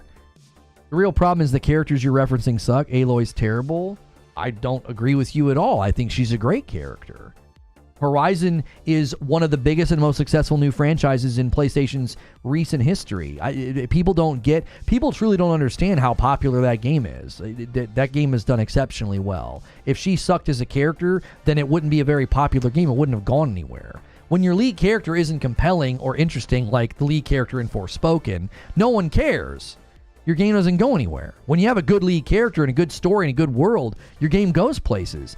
Horizon is very successful. Everybody's always like, stop trying to make Horizon a thing. They just show their ignorance about the market. Go look at the sales numbers. Go look at the popularity of that game. It's one of their most popular franchises. Come on. You already have a game where they give you a character in Jedi Survivor. That's why I want to create my own character, because we won't have that game just yet. But the problem with what you're saying, Garrett, is you're asking a game to be something else. You want a build your own character, which is commonly in like an RPG. Like, you know, Elder Scrolls Online or something, where you go in and you pick up a race and then a class and a backstory, you know, like Starfield or Fallout. Like that's not what this game is. There's no skill tree. There's no XP. You are playing as a character in a world. I think that would be weird if we suddenly created our own character, but then there was nothing else that we really had all that much control over, other than like, yeah, you could choose to do or not do expert missions, because that's how you get your abilities. You don't have traditional XP or a skill tree in this. Horizon's one of my all-time favorite games. I don't get what your issue is. This game didn't come out and say, here's this really, really great RPG game where you get to chart your own path. It's like, no, here's a story about a scoundrel. Like, she's got all of the common Star Wars tropes. She's got a companion. She's got a droid. Like, we've seen this in so many of the more iconic Star Wars stories, whether it's Andor, Rogue One, New Hope. Like, that, this is a common thing. I think it's a common Star Wars setup. Haven't seen you in 2 years. Used to watch you every day for about 3 years. You look healthy. Hope you're doing amazing and well. You got me through a lot of lonely depression. Hey, man. Good to see you. What was your name on the other platform? I might remember you. Uteppers. I don't remember anybody named Uteppers or Udipers. I'm not sure how to say your name. But yeah, I remember a lot of the names from back then. What do you think of AC Shadows? You like it or not? I think AC Shadows looks good. I think AC Shadows looks like they didn't take enough care about certain things. You know, putting hip-hop music on when a black guy's fighting, I think is weird. It's weird optics. Not taking great care to make sure they're representing a certain culture and people accurately, you know. I'm not getting ready to get out pitchforks and cancel the game. I'm not getting ready to sign a petition and pretend that I have a Japanese accent. I think a lot of those people are embarrassing themselves. But I do think that they didn't take enough care. I think Sucker Punch took great care with Ghost of Tsushima, and it's clear that Ubisoft did not do that with AC Shadows. I don't think it's time to like storm the castle, cancel the game, don't pre-order, don't support. I think people are going too far. I think they're overreacting. But in general, I think they should have taken better care with their game than they did. So, I think people are making valid criticisms, but I think they're getting lumped in with weirdos who signed a petition and pretended to have a Japanese accent. Like, I don't know what else to call that other than embarrassing. I think those people are in need of help. So, generally speaking, I don't get that upset about those types of things. You know, people are really upset about the pronouns in Concord. I think everybody in the situation's being stupid. I think it was stupid to put them in the game. What are you doing? No one needs to know whether or not a robot identifies as a he or a she, right? Or an alien from another world that would likely not even think about those things in the same way as us, right? You got people in that game that are aliens that have like mushroom heads and green skin, right? I think it's stupid to put it in, but I also think it's stupid to get upset about it. I think both parties in the exchange are just being stupid. I just don't get that ramped up about those issues. A lot of the people getting upset and angry and, you know, DEI this and sweet baby that. I kept telling people that it would take care of itself. That if games were coming out and were being ruined by this and being sabotaged by these efforts, that the market would take care of it. And it had. Gib is big backwards. The meme is please Gib. Quick Google search. We'll tell you this. Yeah, it's not gib as in big backwards. It's the meme please gib. It's like big eyes anticipating reaching out and grabbing. The meme that Sean Murray was using on Twitter is please gib. People shorthand it as gib, but it's not gib as in like, oh, it's big backwards. No. It's literally a meme of please give, but they say it please gib. Like I think people don't quite understand the origin of that. Raphael says good comments. Just hope they get performance right. Thank you. Our Star Wars video is the constant moaning is getting tiresome. Sorry for being honest. Watch my initial reaction to this game. I was hyped. Like, it's not constant moaning. You're choosing to cherry pick. I was excited about this game when it first came out, right? If you're excited about a game, people will claim that you're glazing it up, or that you're a shill, or that you're cringe, or whatever. And it's like, but if you're like critical, it's like, oh, you're just moaning and complaining and being negative. It's like, I celebrated this game last year and was like, this is my most anticipated game. This is an awesome game. It stole the show at Summer Game Fest. And now it's, oh, you're just being negative. It's like, no, I'm not. I feel like I'm being honest. I'm not the only one that watched the gameplay yesterday and thought, this doesn't look very good. Holy cow, our video's doing well. I want to say a very direct thank you. Everybody that watched that video this morning, if you hit like and left a comment, thank you so much, man. That video is absolutely screaming right now. That's really exciting. I appreciate it. We leaned into this format of doing an upload. My producer, editor, web manager, business strategist, he wears like 18 different hats. He's putting these videos together literally in a turnaround time that most, I would say, almost all YouTube editors would not do. I'm uploading the stuff in the evening, and I've got a fresh video for the next morning. So I appreciate everybody who's been helping us lean into being more of a diverse channel that enables us to do two things, which is upload a video and then do a live show. You guys that love the live show, you keep things going with the memberships and the likes, so thank you to that. But those of you that come in and watch those videos every morning, that's what happens when the channel gets behind a video and really supports it. You put it on a runner and it goes up. Lono, you were amped and most of chat was soft on the game during the reveal. That's not true. That is not true. We were excited, Dark Taco.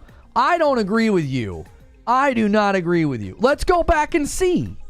When did I talk about this? I don't think I did an upload about it, right? Star Wars Outlaws will be good. I have a video on this channel December 27th. Let's go look at the comments. Let's go look at the comments. I don't agree with you. I like you, but I don't agree with you. There's just something about the lens quality. Somebody agrees with me. This is probably my most anticipated game for next year, says Henry Heck. I'm so happy that Massive is taking Star Wars in the direction that's not Jedi. Edward Hulse left that comment. This guy says, reminds me of what Creative Assembly did with Alien Isolation. Here's hoping the writing matches the technical ambition. My man Jay says, I think the game looks incredible. This guy here, Ashen Joker, says, Platinum Fallen Order and Survivor. Guess what I'm going to do with Outlaws? Can you tell I'm a Star Wars fan? Here's one, Dayan Valdez. I'm hyped for this game. As a huge Star Wars fan since Episode 4 dropped in the cinemas in the 70s, I wish Outlaws will be a good game. Victor says, open world is cool, but it's not that important to me when it comes to the action-adventure games. Good story and gameplay is what I'm looking for. The idea is that they are purposely trying to emulate filming technology from the 70s to give it the original trilogy feel is very intriguing to me. So Victor's more in the middle there. He's not sure. Brooklyn Breed says, definitely buying this. I feel like it feels like a retro Star Wars game. Citizen JV, I'm very excited for this Star Wars game. Come on! Resident Recon, as much as I'm looking forward to this game, I'm definitely not going to buy this after the stunt Ubisoft pulled with deleting everyone's Ubisoft account. I'm boycotting anything Ubisoft. That's not true. That was false. They didn't delete people's accounts. They shut up. Oh, come on, Twitch or YouTube. Oh, we didn't get disconnected. We just dropped frames. Oh. False alarm. I thought we were about to switch Ninja servers. Anyway. I didn't get into Jedi Fallen Order and Jedi Survivor, says Angry Pete, but Outlaws looks awesome. Dark Taco, I'm telling you, when we watched that video and later that year, I was like, this is going to be good. People agreed with me. People were like, it looks awesome. It looks exciting. I'm anticipating it. It's on my list. I'm not having some false fever dream memory, homie. I'm telling you, people were pumped about that game. We were talking about the UI. We were talking about the scenes. We were talking about the taking off from the planet and getting in dog fights and going into the jump to light speed. I'm telling you, people were pumped about this game. They were. He got so mad he went back to the purple rage. Yeah, I was like, Twitch? Twitch is like, we're not doing anything. You can't even stream on our platform yet.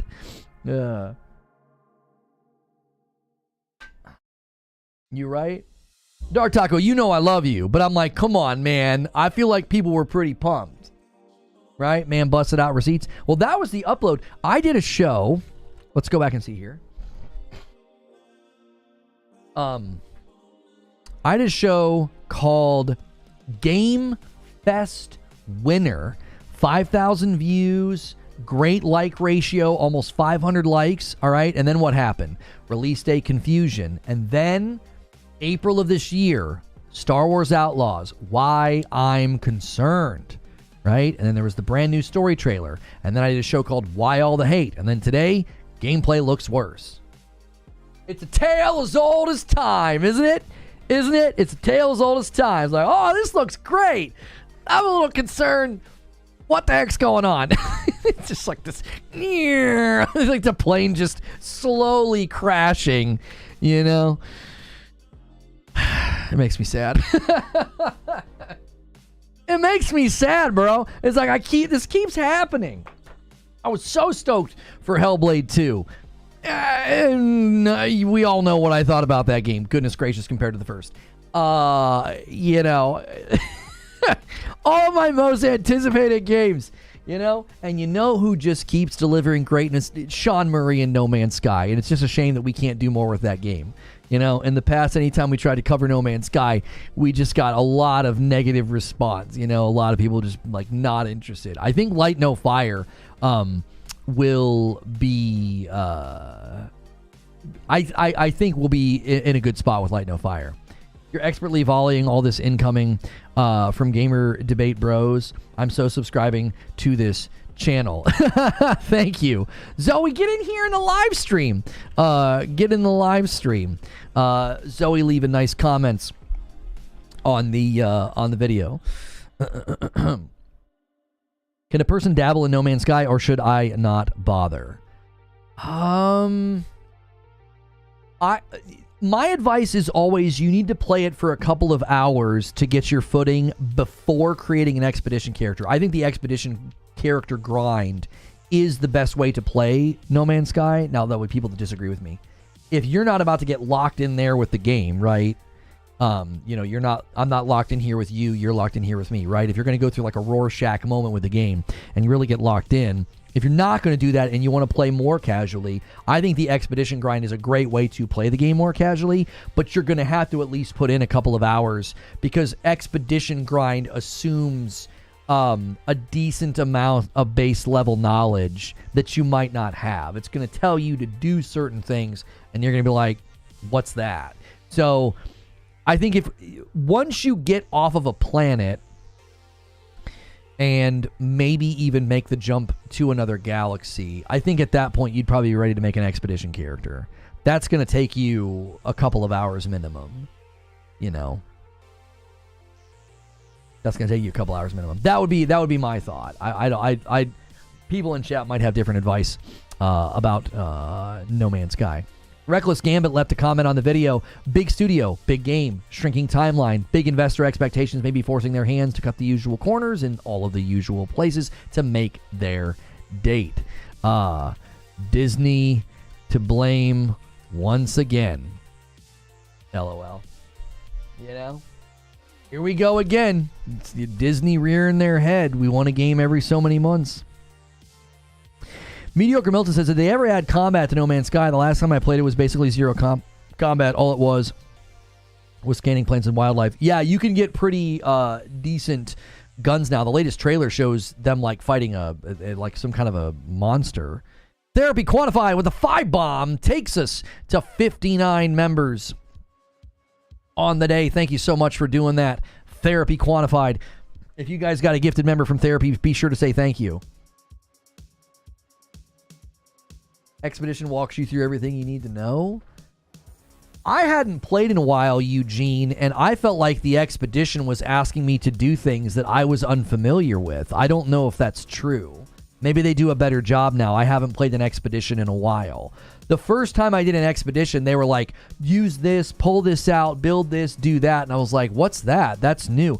And it didn't tell me how to do it. Chat had to tell me how to do it. Now, maybe they've gotten better about that. I don't know. I think that was like the first or second Expedition.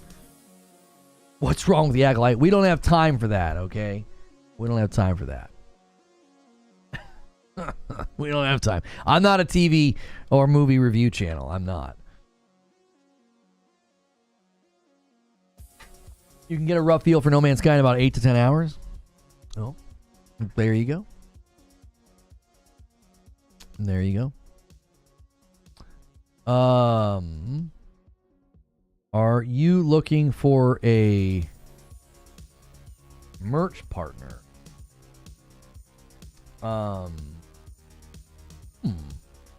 We might have to check them out.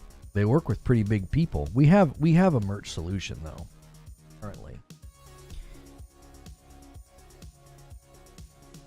Time's limited these days, so I'll put that on the to-do list. Pretty much all the information you need in No Man's Sky is in the journal now. Lone Wolf says, obviously not my thoughts on this game, but I do want this. Lone Wolf says, Jedi Fallen Order and Jedi Survivor kind of make me want another Star Wars game that has the Souls-like elements that also let you create your own character. I could get behind that, Lone Wolf. I'm not against having my own character.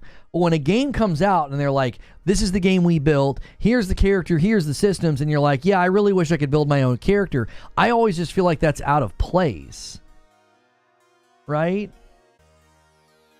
You know what I'm saying? It always feels like, oh, you know, you're saying that because you got to play as a chick. And it's like, you know what I mean? Like, I don't...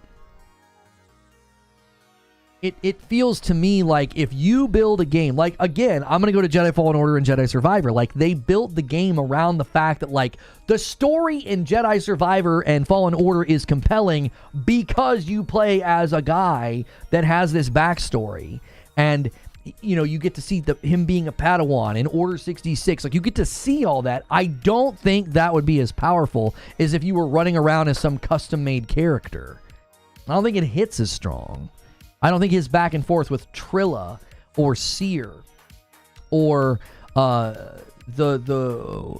Marin, what's she called? I forget what she's called. She's like a night sister or something. Marin, all those relationships I think fall less potent if it's like just some random character that you made.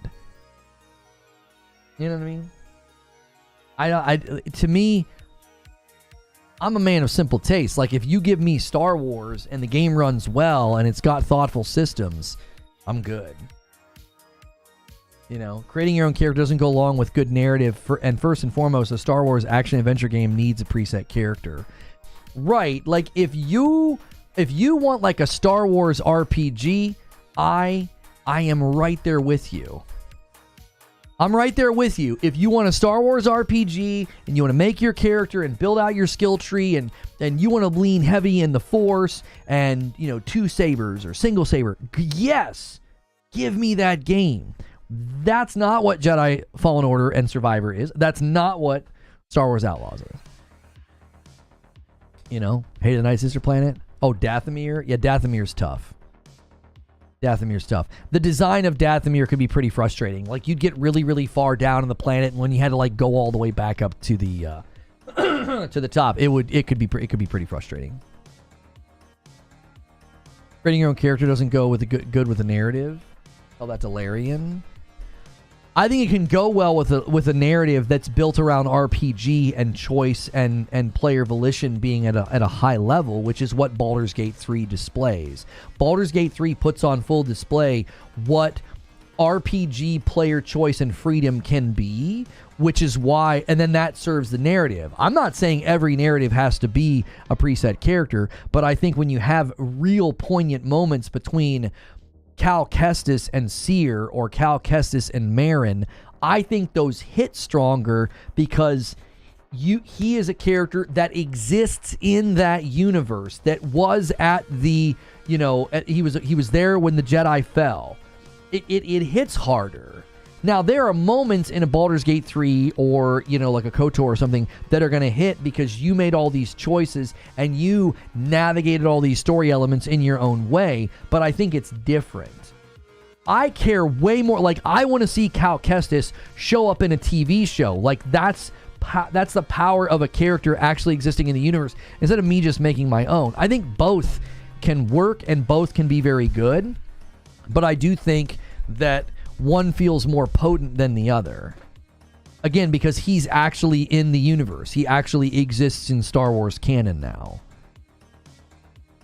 And you're not necessarily making the choices. You're just sort of along for the ride and getting to explore, get stronger, get in fights.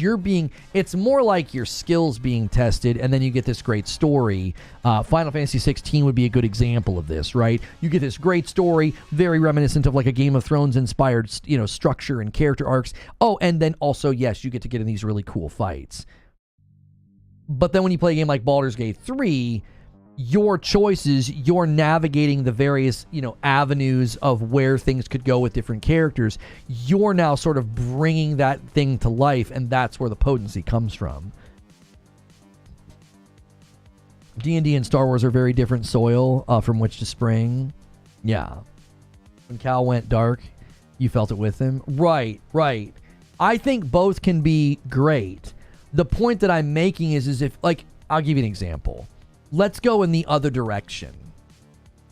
If you approached Baldur's Gate 3 and said, I really wish you just gave me preset characters with names.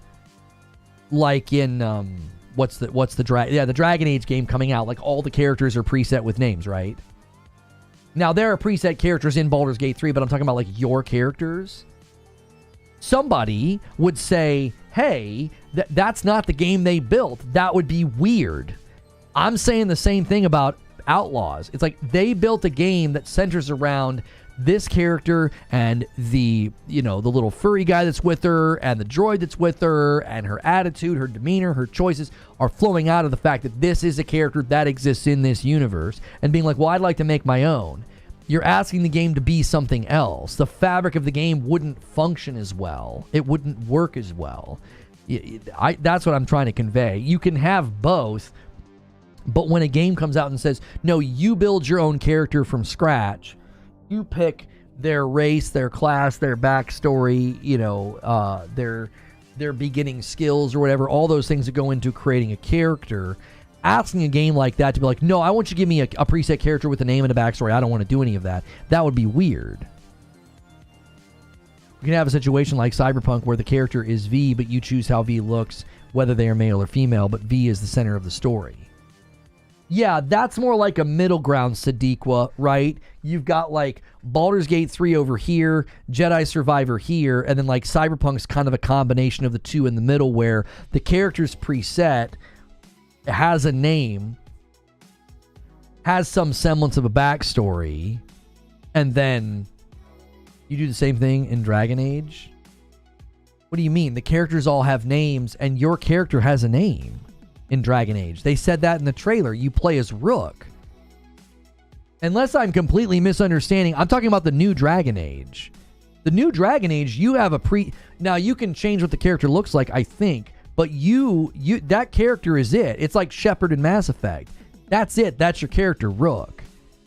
You may be able to adjust what the character looks like. I'm talking about the brand new Dragon Age that we've been getting details about. I wasn't referring to the past Dragon Age games. So if that's true, then Dragon Age is more in the middle like a Cyberpunk or like a Mass Effect where you are Shepard, you are V, you are Rook, and then you can just adjust what they look like to your liking. And then like, Jedi Survivor, you're playing as Cal Kestis, but you can really make him look a bunch of different ways. in Survivor. You can give him long hair, short hair, a beard, no beard. You can have him dressed like a rebel, like a Jedi. You can really make him look, it's all preset, but still, you can adjust a lot of the colors as well. The older Dragon Ages, you made your own character. I may be incorrect. It was my understanding that in the new Dragon Age, we're all Rook. Now, you may adjust what the character looks like, but you're Rook. Just like you're V in Cyberpunk. That was the point that I was making, is like in Baldur's Gate 3, you're creating a character from scratch. Elder Scrolls Online, Skyrim, it's like, no, boom, you're making a character from scratch. You get to pick all of those things. You don't have like a preset name or anything. Don't let this distract from the fact that in 2024, Rich Rod was consistently the true first on Lono streams. Oh, it's the same in the old Dragon Age game, so you have like a name. You have a name they call you. Okay. I'll be honest, until they get better with like AI voices that can pronounce your name, like I would love to go into a game and have all the characters calling me Lono. Like that would be pretty cool. That will probably be there fairly soon. But I also kind of like it when they're calling me V. Or they're calling me, whatever. In Dragon Age, they're going to call me Rook. I like that. I like when the character... Because if not, they're like, hey, hey newbie, hey rookie. They all these stupid nicknames for you. And it's sort of... it's not immersion breaking, but it's not immersive, is what I'll say. As per usual, negative comments. Can't wait to see the game personally. I was hyping the game up and... defended it a few months ago. This just looks bad. It's not all negative. I was hyping the game up. I was defending the game.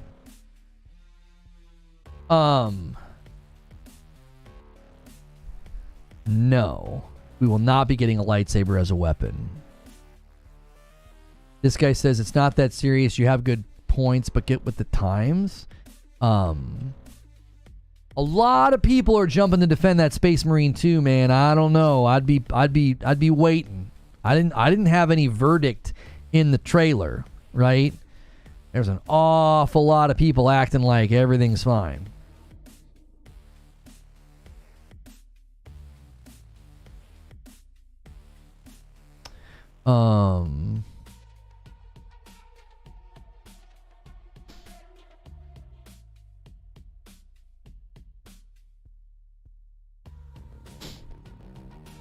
I can't get hyped over Star Wars anymore. It's hard to be a Star Wars fan, man.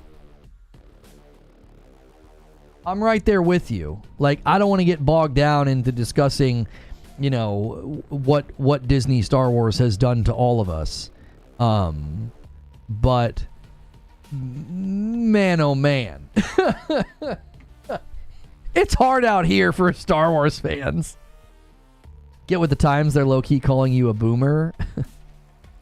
I think one of my absolute favorite insults is when they're like, you're out here in your 30s complaining about video games. And I'm like, you think I look like I'm in my 30s? I'll be 43 this year. Thank you. Do you think Kay will defeat the Empire with the power of many? Yes. Yes. I actually think that the power of many should be the title of the next movie. The power of many, and then they could have a whole dance routine. I just turn it into a musical at this point, just do whatever the frick you want. You know what I'm saying? I would actually like a movie about a kid. The whole movie should be about a kid, a really not great actor kid. Give him a lightsaber, make him real like plucky and annoying. And then have dance routines and singing. Let's get some more Gungans in here, Just put the pedal to the floor. Just put it all the way to the floor. Just light it all on fire. Make it terrible, No more half measures, okay? Cancel Andor. Cancel anything that's going to be decent and just absolutely drive it into the ground. Just do it. You cowards. No more half measures. Take Star Wars behind the woodshed and tell it to look at the pretty flowers. Just get it over with.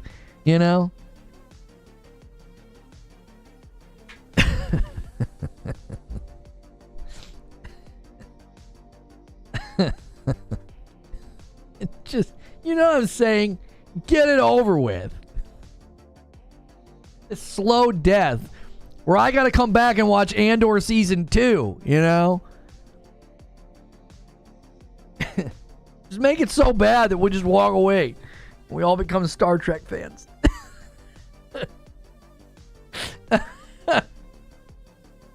Oh, man.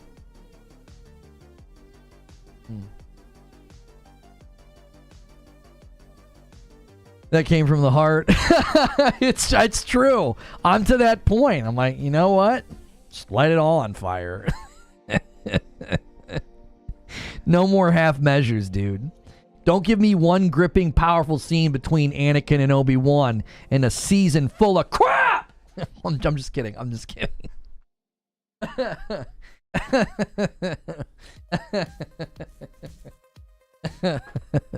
It's just depressing, isn't it? No, it's seriously, we do have some good stuff. We do. Fallen Order was great. Survivor was great. I think, the third game could be good. My wife just came down. Everything's fine. The third game could be good. I think they could do excellent things with that story. Bring Cal Kestis into the show. You know what I'm saying?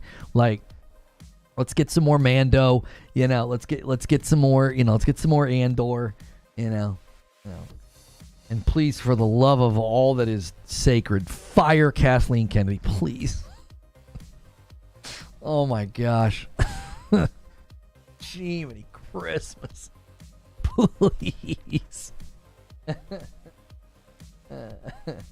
It really does. This guy says, to anyone interested, never watch IGN's gameplay. I'm not hyped for this game, but believe me when I say IGN's gameplay can single-handedly kill any game's marketing campaign. Like Redfall, when they tried to show us how awful the game was. Sounds like you're still upset about Redfall, my friend. You still upset about Redfall? The IGN tried to help us. They tried to help us. They tried to show us and say, listen, this game is a bucket of garbage and we're trying to show you. And everybody ripped them for it. Listen, there are plenty of things and there are plenty of reasons to rip IGN up, okay? They're dishonest headlines, getting community noted on Twitter left and right because they're liars a lot of the times. They just lie and just make fake headlines. You can criticize them for all those things. You cannot criticize them for trying to show us that Redfall was a bucket of trash. I can't believe some of the tweets I've seen recently about everybody was quick to judge this game. It's actually good. And they slow walk the first minute of the game where the graphics and the lighting are decent. They don't show you anything else. They don't show you the action, the content loop, the boss fights, they don't show you the combat, none of that. Just slow walk the opening of the game like a true astroturfing marketer. Jiminy Christmas. I can't believe anybody defends that game. It's just bad. Their footage tried to show us how bad it was. The next game people are hyped for is Wukong. You want to know what the difference between Wukong is and virtually every other dadgum game that markets itself? Do you want to know what the difference is? One word. One word. Can anybody guess what the word is? Actually, 2 words. 2 words. Quiz show. Reforge Gaming quiz show right now. What are the 2 words? What's Wukong been delivering for 5 years that all these other big budget companies should be taking notes about? What is it? What's the thing they've been putting out on the forefront for everybody to see for half of a decade? No shyness, no trickery. They're actually out here putting it on display.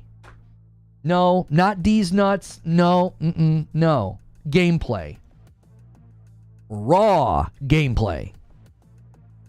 Raw gameplay. Thank you, Patrick Q. You got all these AAA companies with marketing budgets that are larger than the operating costs of some of these smaller studios, and they're terrified to show us raw gameplay.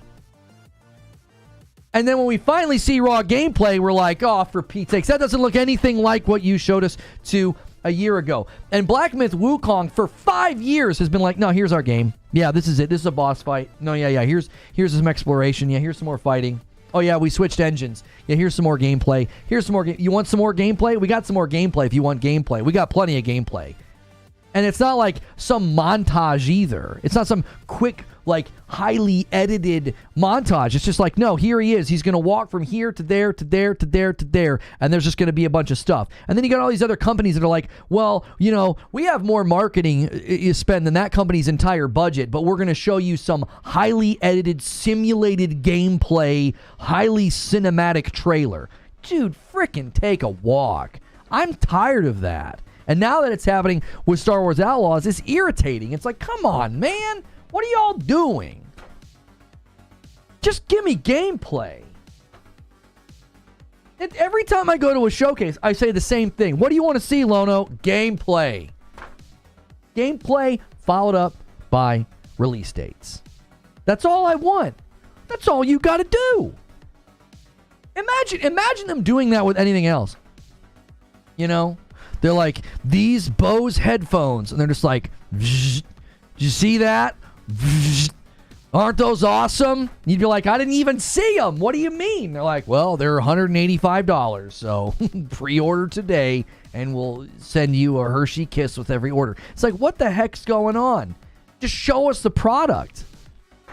DK Baker bumps the line to 60, puts us 15 away from 75. You guys are going to need to hit 100 a day if you want to stay on pace for the weekly goal. Thank you, DK Baker. Don't forget, hit that $ at the bottom of the chat. You may have a renewal to celebrate. If you're Member Plus or VIP, you can bump this line as well just by renewing.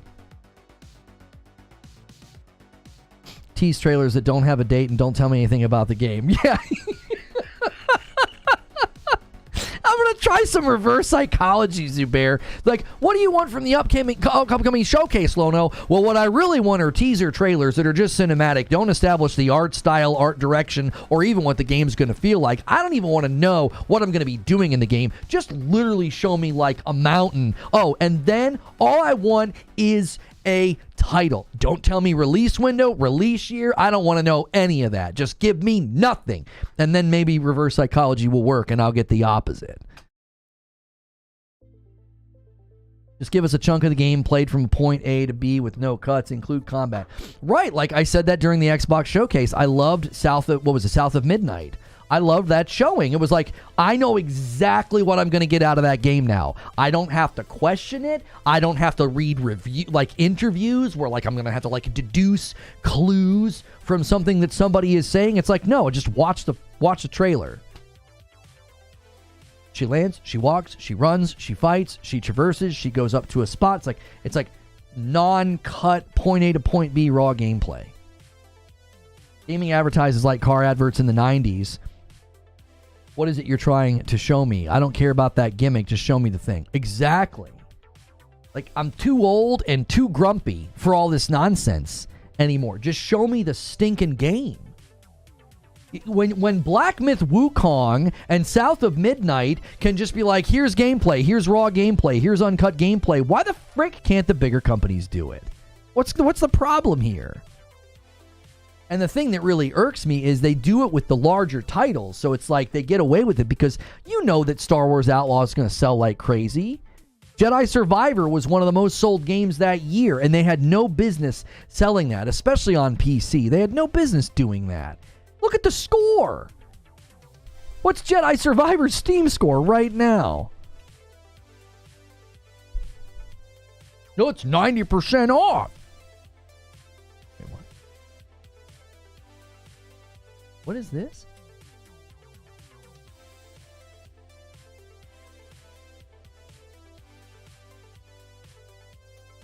What is this? This has to be a glitch. Don't miss the limited sale, 90% off Game Pass? What's that? Is there something in this game called Game Pass?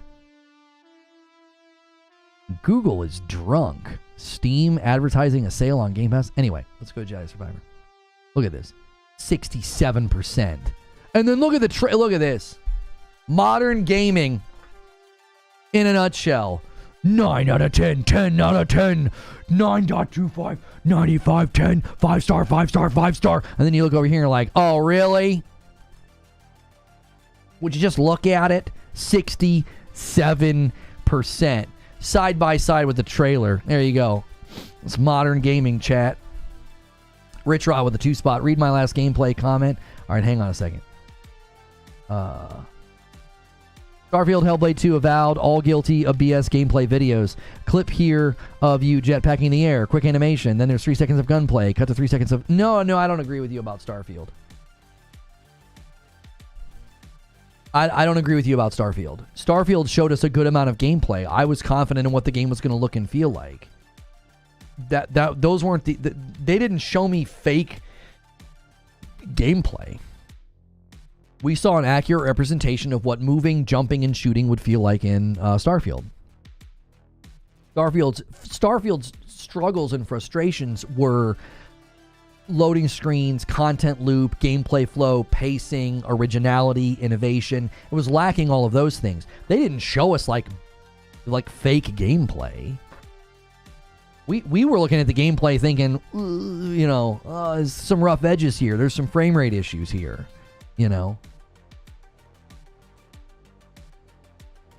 should not be allowed to add video post-process effects on gameplay trailers. It should fall under false advertising. Starfield's gameplay was fake, as in they edited all the cutscenes out.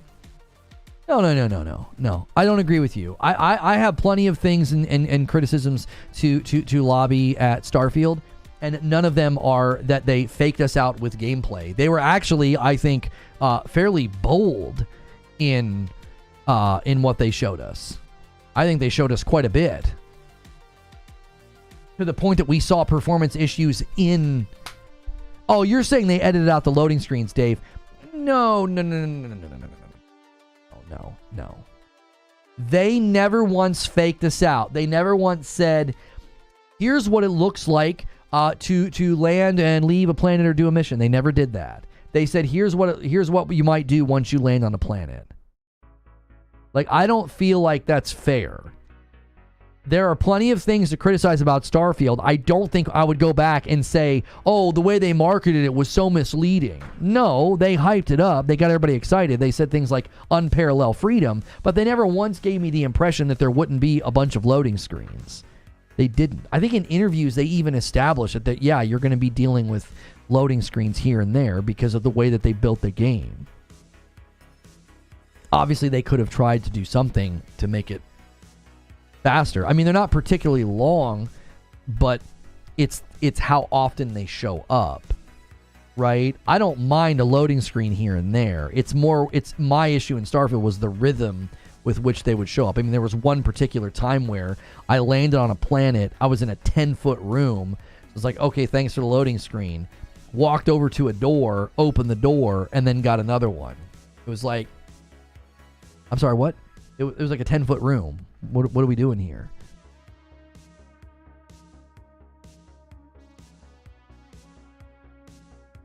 I totally expected to land on planets, not land on a cutscene. Then that's your own fault. They said when the literal first amount of gameplay footage came out of Starfield, they did interviews where they said you weren't going to land on planets. I don't even think the trailers gave me that impression. It did. It looked like it was going to be a cutscene. I mean, your lack of watching or reading interviews, I might give you a pass on that. But I feel like basic deduction, you could watch the gameplay trailers and see that you're not going to be taking off and landing like you do in No Man's Sky. That was one of the first things I remember defending Starfield about. I was a huge fan, and I was defending the game.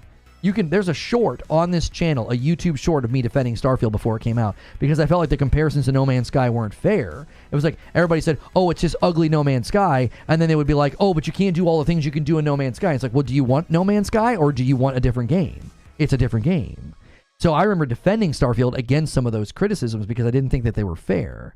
That's everybody's like, oh, you're just a hater, you're just a pony. It was like, I was in Starfield's corner up until the dadgum game came out. I was like, when we watched the Starfield Direct, I was like, this thing could win Game of the Year if they pull this off.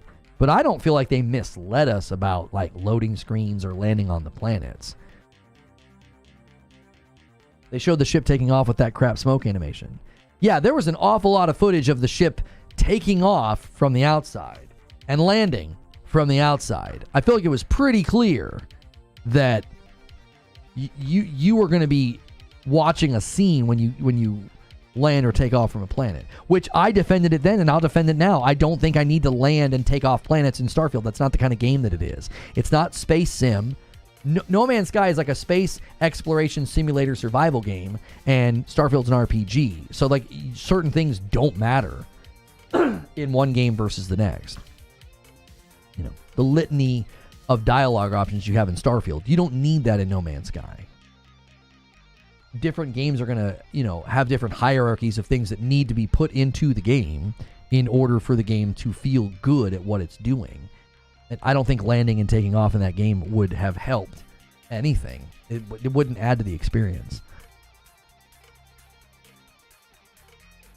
They misled us, give us straight gameplay, not bits and pieces. But they did give you straight gameplay. No one will clip this. I'm defending Starfield. They did give us gameplay. What are you talking about? The Starfield Direct was a lot of lengthy slices of gameplay. That game's too big to be like, here's 20 minutes of uncut gameplay. They gave us significant sections. Landed, walked, explored, got in a gunfight, jumped up, got in another gunfight, went up the ramp, came back down the ramp, jumped up on the roof, fell through the roof, opened something. That was all uncut. There were numerous sections of uncut gameplay in the Starfield Direct. I thought I got a very good look at that game. Editing the ship, getting into dogfights in the ship. I don't feel like no, I don't agree with that. I don't agree with that. I feel like we had a pretty good beat on what that game was going to be like. Its downfall was 30 FPS on console and all the loading screens, and the fact that it was not very much innovated on. It was just Fallout 5 in space. The gameplay that they showed us was accurate. That's what the NPCs looked like. That's what the environments looked like. That's what the movement looked like. That's what the shooting looked like. With Star Wars Outlaws, she looks like a different character. That never happened with Starfield. The NPCs look like they do in all the footage that they showed us. They didn't show us a bunch of souped up fake gameplay for Starfield. They were misleading about the tiles on the planets. I don't agree with that either. They gave you the impression, I will agree with this, they definitely gave you the impression that you could explore the entire planet and just kind of go wherever you want. I'll grant you that point.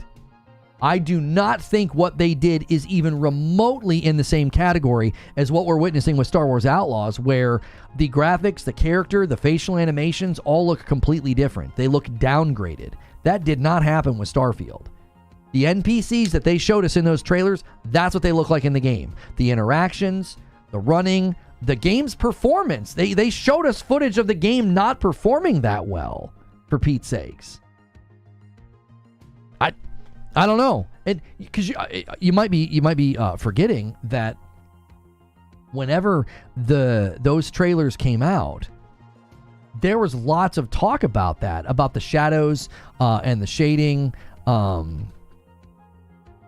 This is an engine problem.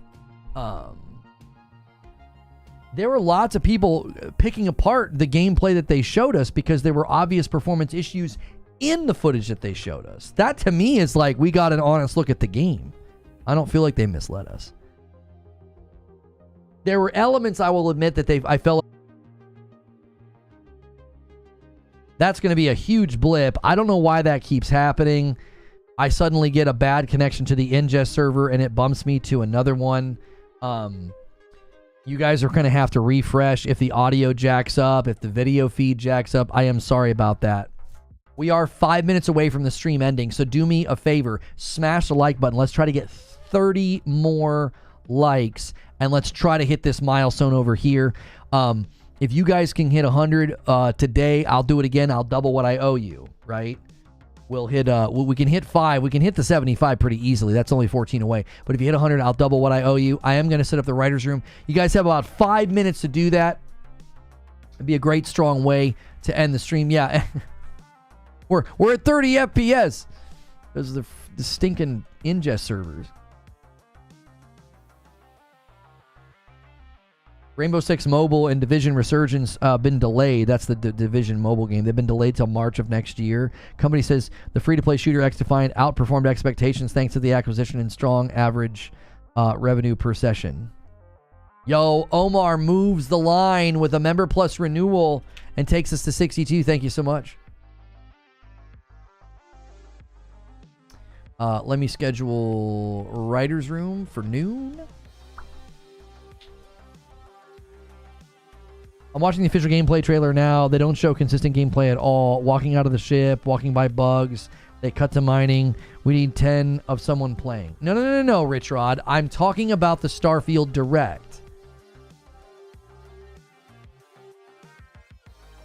This counts, right? Yes, Liquid Smoke. That counts. 63. And then 64. Patrick bumps the line with a single gifted. Yeah, if you guys have a Member Plus or a VIP renewal to celebrate, it adds to this count.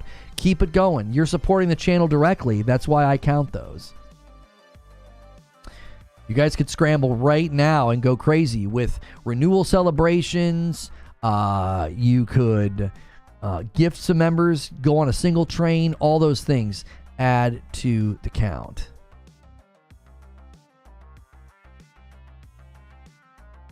All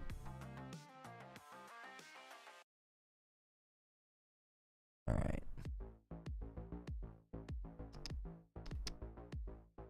All right, let me set up redirect. And there it is. Infinite renews the VIP and sets up a 10-bomb dunker, 65 out of 75.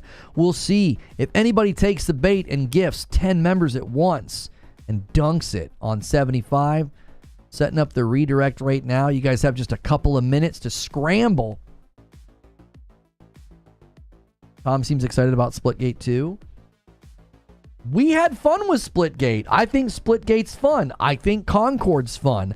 I think those games run out of gas super fast. 2 years from Outsider bumps it to 66. Thank you so much for doing that. 24 months and a VIP. Welcome back, my friend.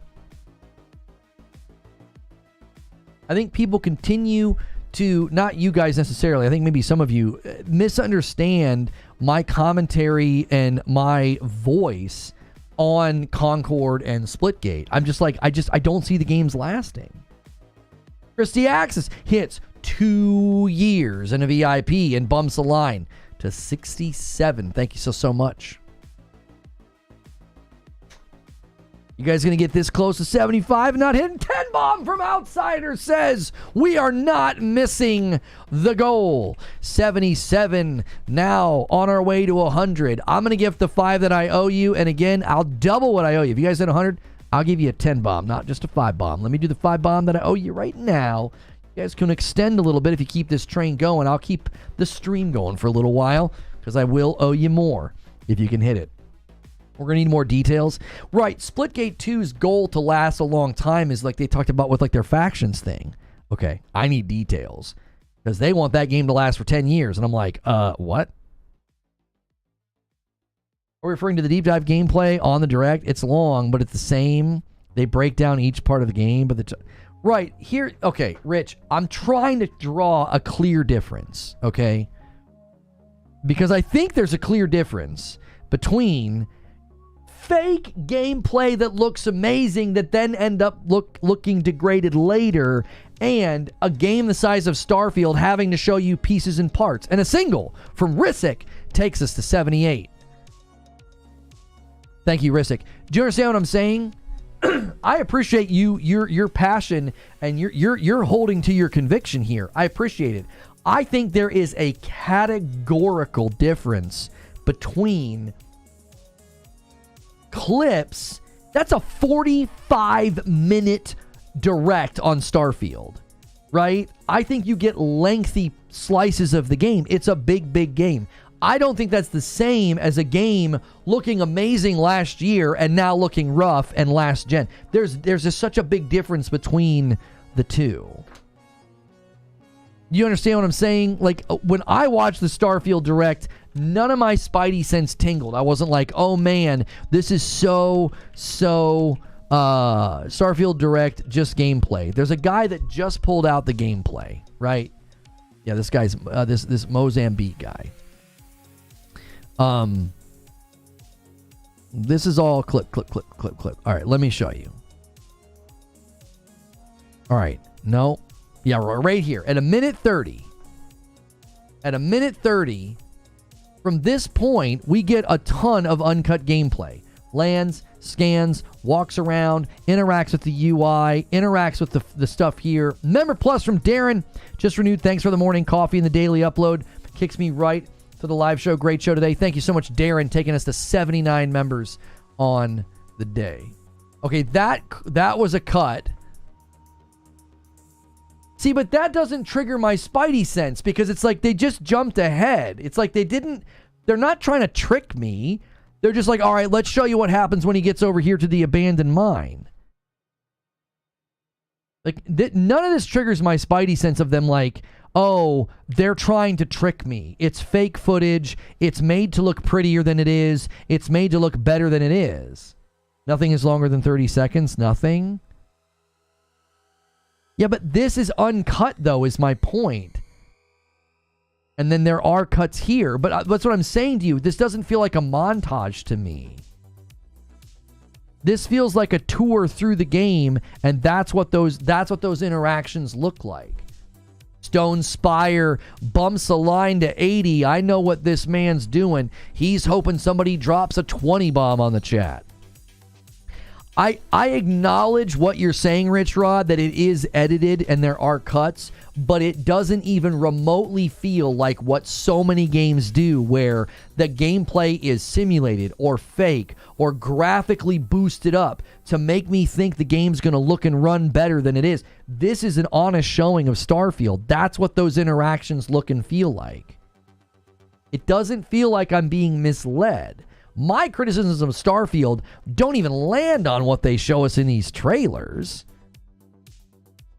Like, they're even honest about this.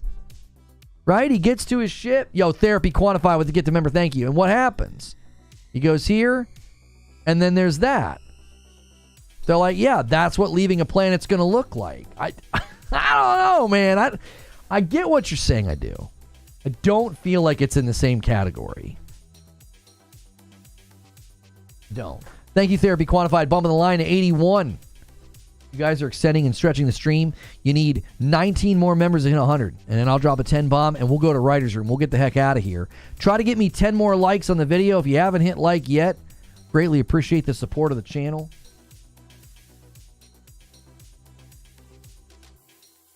The fact that Luke Stevens said it looked better when he played at Summer Games Fest, I wonder what console the IGN footage is on. Didn't Luke Stevens say he played on a PC? I feel like he said that he played on a PC and that he thinks we're looking at console gameplay. So maybe they had to cut certain things out. You don't go from getting in your ship to taking off. They cut out the parts in between. Well, you can go directly to your cockpit, click 2 buttons, and then you see that cutscene of taking off. That's all they skipped. They skipped going to the cockpit. Again, I feel like you're straining to claim that they misled us. I don't think it's as clear as other games. And a 5 bomb from Siege Master takes us to 86. The gifted train is alive and well. Thank you so much, Siege. And you can go into your ship. They show that later in the direct, though. It's a 45-minute...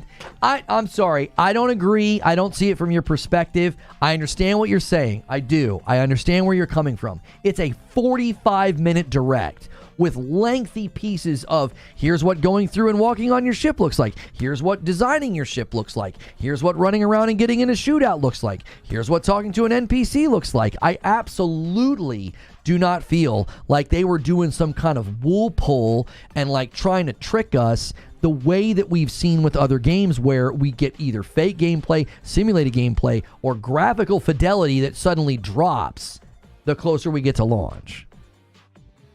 I feel like they're in different categories. If you felt misled and you felt like the Starfield Direct showed you a game that you didn't get, I think you could make an argument that that happened. There were certain things they either glossed over or didn't really go into the details of, like the content flow, the loading screens, you know, and the performance of the game in general on console. Sure, you could say that.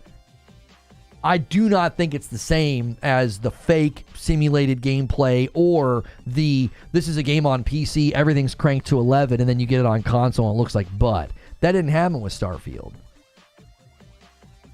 You don't get an actual feel for the game at all. We see real gameplay, but you never get a feel. And listen, Rich, I can respect that position a little bit more and acknowledge that that's probably a fair assessment, but I'm going to push back and say, how in the world do you show what a game like that feels like? You know, in 45 minutes. I mean, I suppose if I come through you and argue as strongly as I can for you, I would say, look, you guys should have shown us, talk to an NPC, accept the mission, go to our ship, take off, go to the mission, start the mission. That would have been good. It would have given us some semblance of what gameplay loop, content loop would feel like. I can't disagree with that. They could have done that. I don't think that's a strong criticism. It's more of like this would have been better. I think it's fair to criticize Star Wars Outlaws to be like, what you showed us last year is not what I'm seeing now. It's different. The character looks different. The lighting looks different. I think they're different categorically, Rich Rod. That's what I'm preventing. I don't want to gloss and be like, yeah, this is the same. I think it's very, very different. How many games do a 45-minute direct about their game? Like, how many? You know what I mean? It's a Bethesda RPG. It played very much like one. It played too much like one, in my estimation, Paul. It played like a game that I played in 20 when Fallout 4 came out, 2015, 2014. It felt like I was playing a 9-year-old game. It didn't feel like anything had changed. Loading screen, like all of it. The inventory management, all of it. The shooting felt better, and the graphics were obviously better, but minimally. And then the performance issues until recently. So. All right, I'm giving you guys 2 minutes. Somebody's got to bump the line or we're out of here in 2 minutes. You're 14 away from 100. If you hit 100, I'm dropping a 10 bomb and we're getting out of here. You guys got 2 minutes starting the clock now. You have extended. You have kept us late by gifting and doing a little member train up from like the 50s and 60s to 86, which is awesome. Probably misremembered that part there. Oh, you're so fun.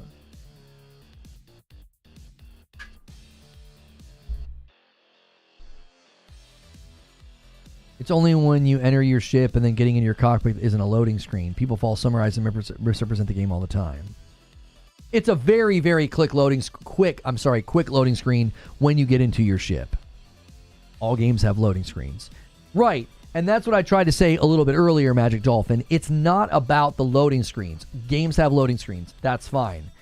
Unless you're a game that doesn't have them, because there are some that don't have them. Okay, I don't want to get into the you pony, but there are certainly games that don't have them.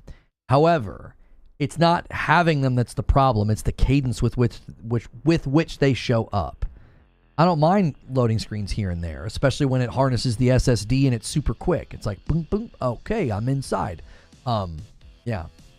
That's not the issue. The issue is how often they show up. It's like, oh, another one. Oh, another one. Oh, another one. It's like it breaks the immersion. It breaks the feeling of like a seamless push. Lord Horg bumps the line by 1 and takes us to 87.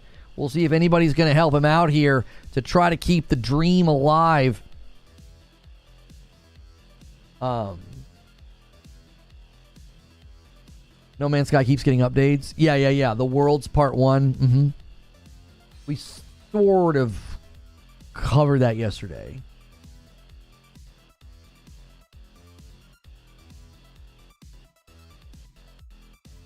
There's a mod now that gives you a ship remote that lets you take off.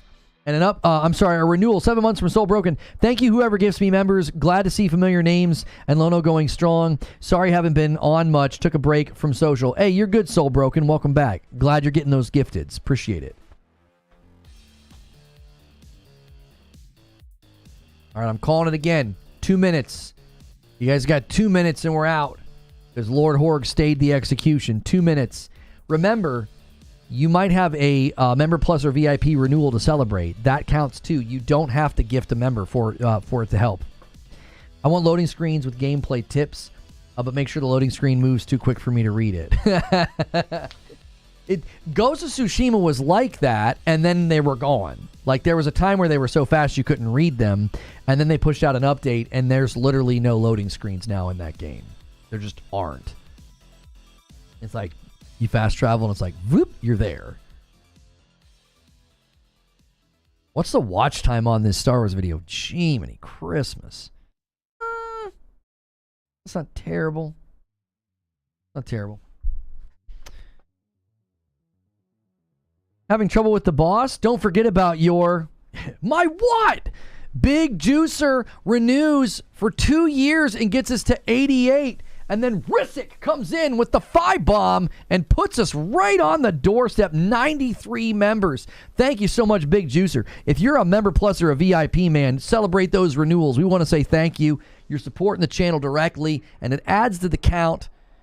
Couple more likes on the video, couple more members. I'm dropping a 10-bomb, and we're getting the heck out of here. We only need 7 members. Let's do it.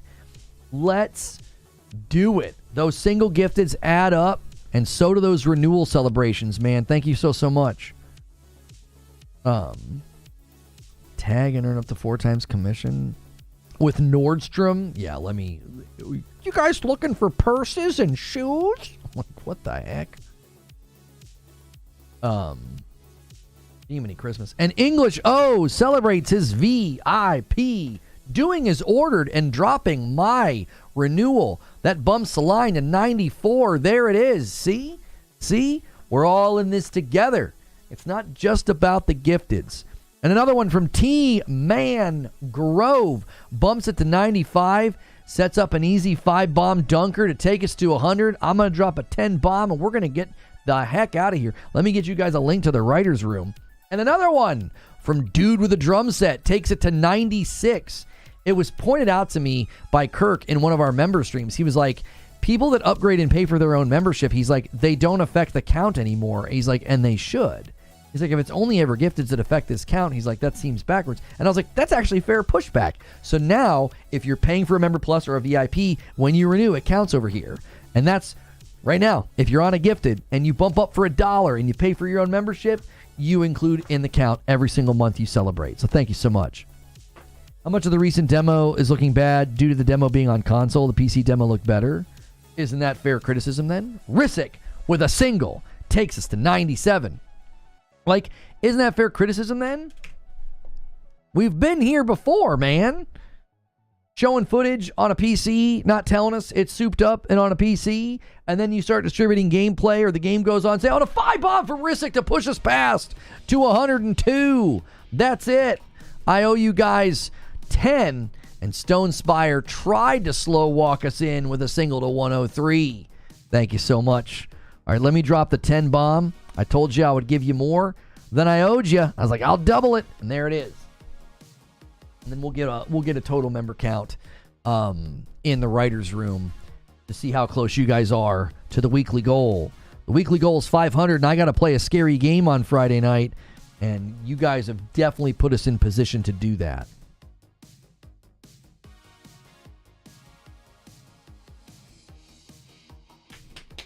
All right, I'm going to put a link in chat. It's going to be a link to the writer's room. This is a segment for all members that we do every day except for Friday.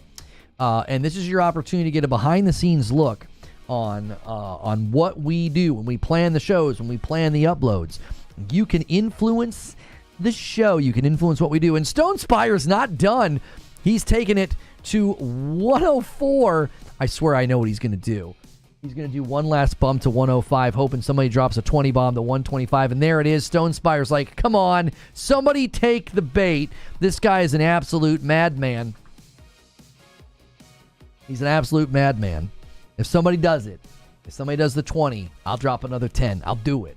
We'll see. Stone Spire the GOAT. He's tempting somebody. I'm going to give you 60 seconds. There's a little bit of stream delay. I'm going to give you guys 60 seconds, and if not, we're getting out of here. We don't need the 20 bomb. This is fantastic, but I want to honor what Stone Spire's trying to do. He's bumping that line with singles to the 105. He's like, come on. He's tantalizing and tempting one of the big boys to drop a 20 bomb. All right, you got 30 seconds, And then I am going to spam the link in chat. I already put the link in the Discord members chat and live chat. If you guys are in the Discord, the link is there to Writer's Room. That is where we are headed. All right, 20 seconds. And thank you to everybody who's leaving comments on that Star Wars Outlaws video, man. It's doing really, really well. Holy mackerel. That might end up being one of our best uploads as of late. 10 seconds. 10 seconds, and we're going to Writer's Room. Somebody left a mean comment saying that, you know, we all defend Dark Souls, and now you're angry about this game. Listen, From Software games show us what they are from moment one. They don't downgrade over time. Jiminy Christmas. 5, 4, 3, 2, and 1. All right, I'm spamming the link in chat. Fuzzy, come on, Fuzzy. 106 with the renewal on the VIP. He says, let's add some chaos. Stop it. All right, I'm spamming the link. We're getting out. We're getting out. Don't you dare do it. Don't you dare do it. We're getting the heck out of here. There's the link to Writer's Room. Hey, thanks so much for being a member. If you are paying for your own membership, if you got a gifted membership, you guys are awesome. And a huge day for the channel. 106 members. And that is getting us closer to that weekly goal for a scary game on Friday night. I even dropped a big one. And then somebody became a brand new member right at the tail end there. Their name is question mark, taking us to 107. Thank you guys so much. Don't forget, if you upgrade to a Member Plus, it's only $1 to do that. It's $6 instead of $5. It's $6 instead of $5. If you upgrade, as well as if you're on a VIP, when you celebrate those renewals in the live chat, it counts toward this total now. So don't forget to celebrate those. I'm going to end the last stream and redirect people over here to the Writer's Room. And then I'm going to change that thumbnail so that we don't show up as live. Great, great day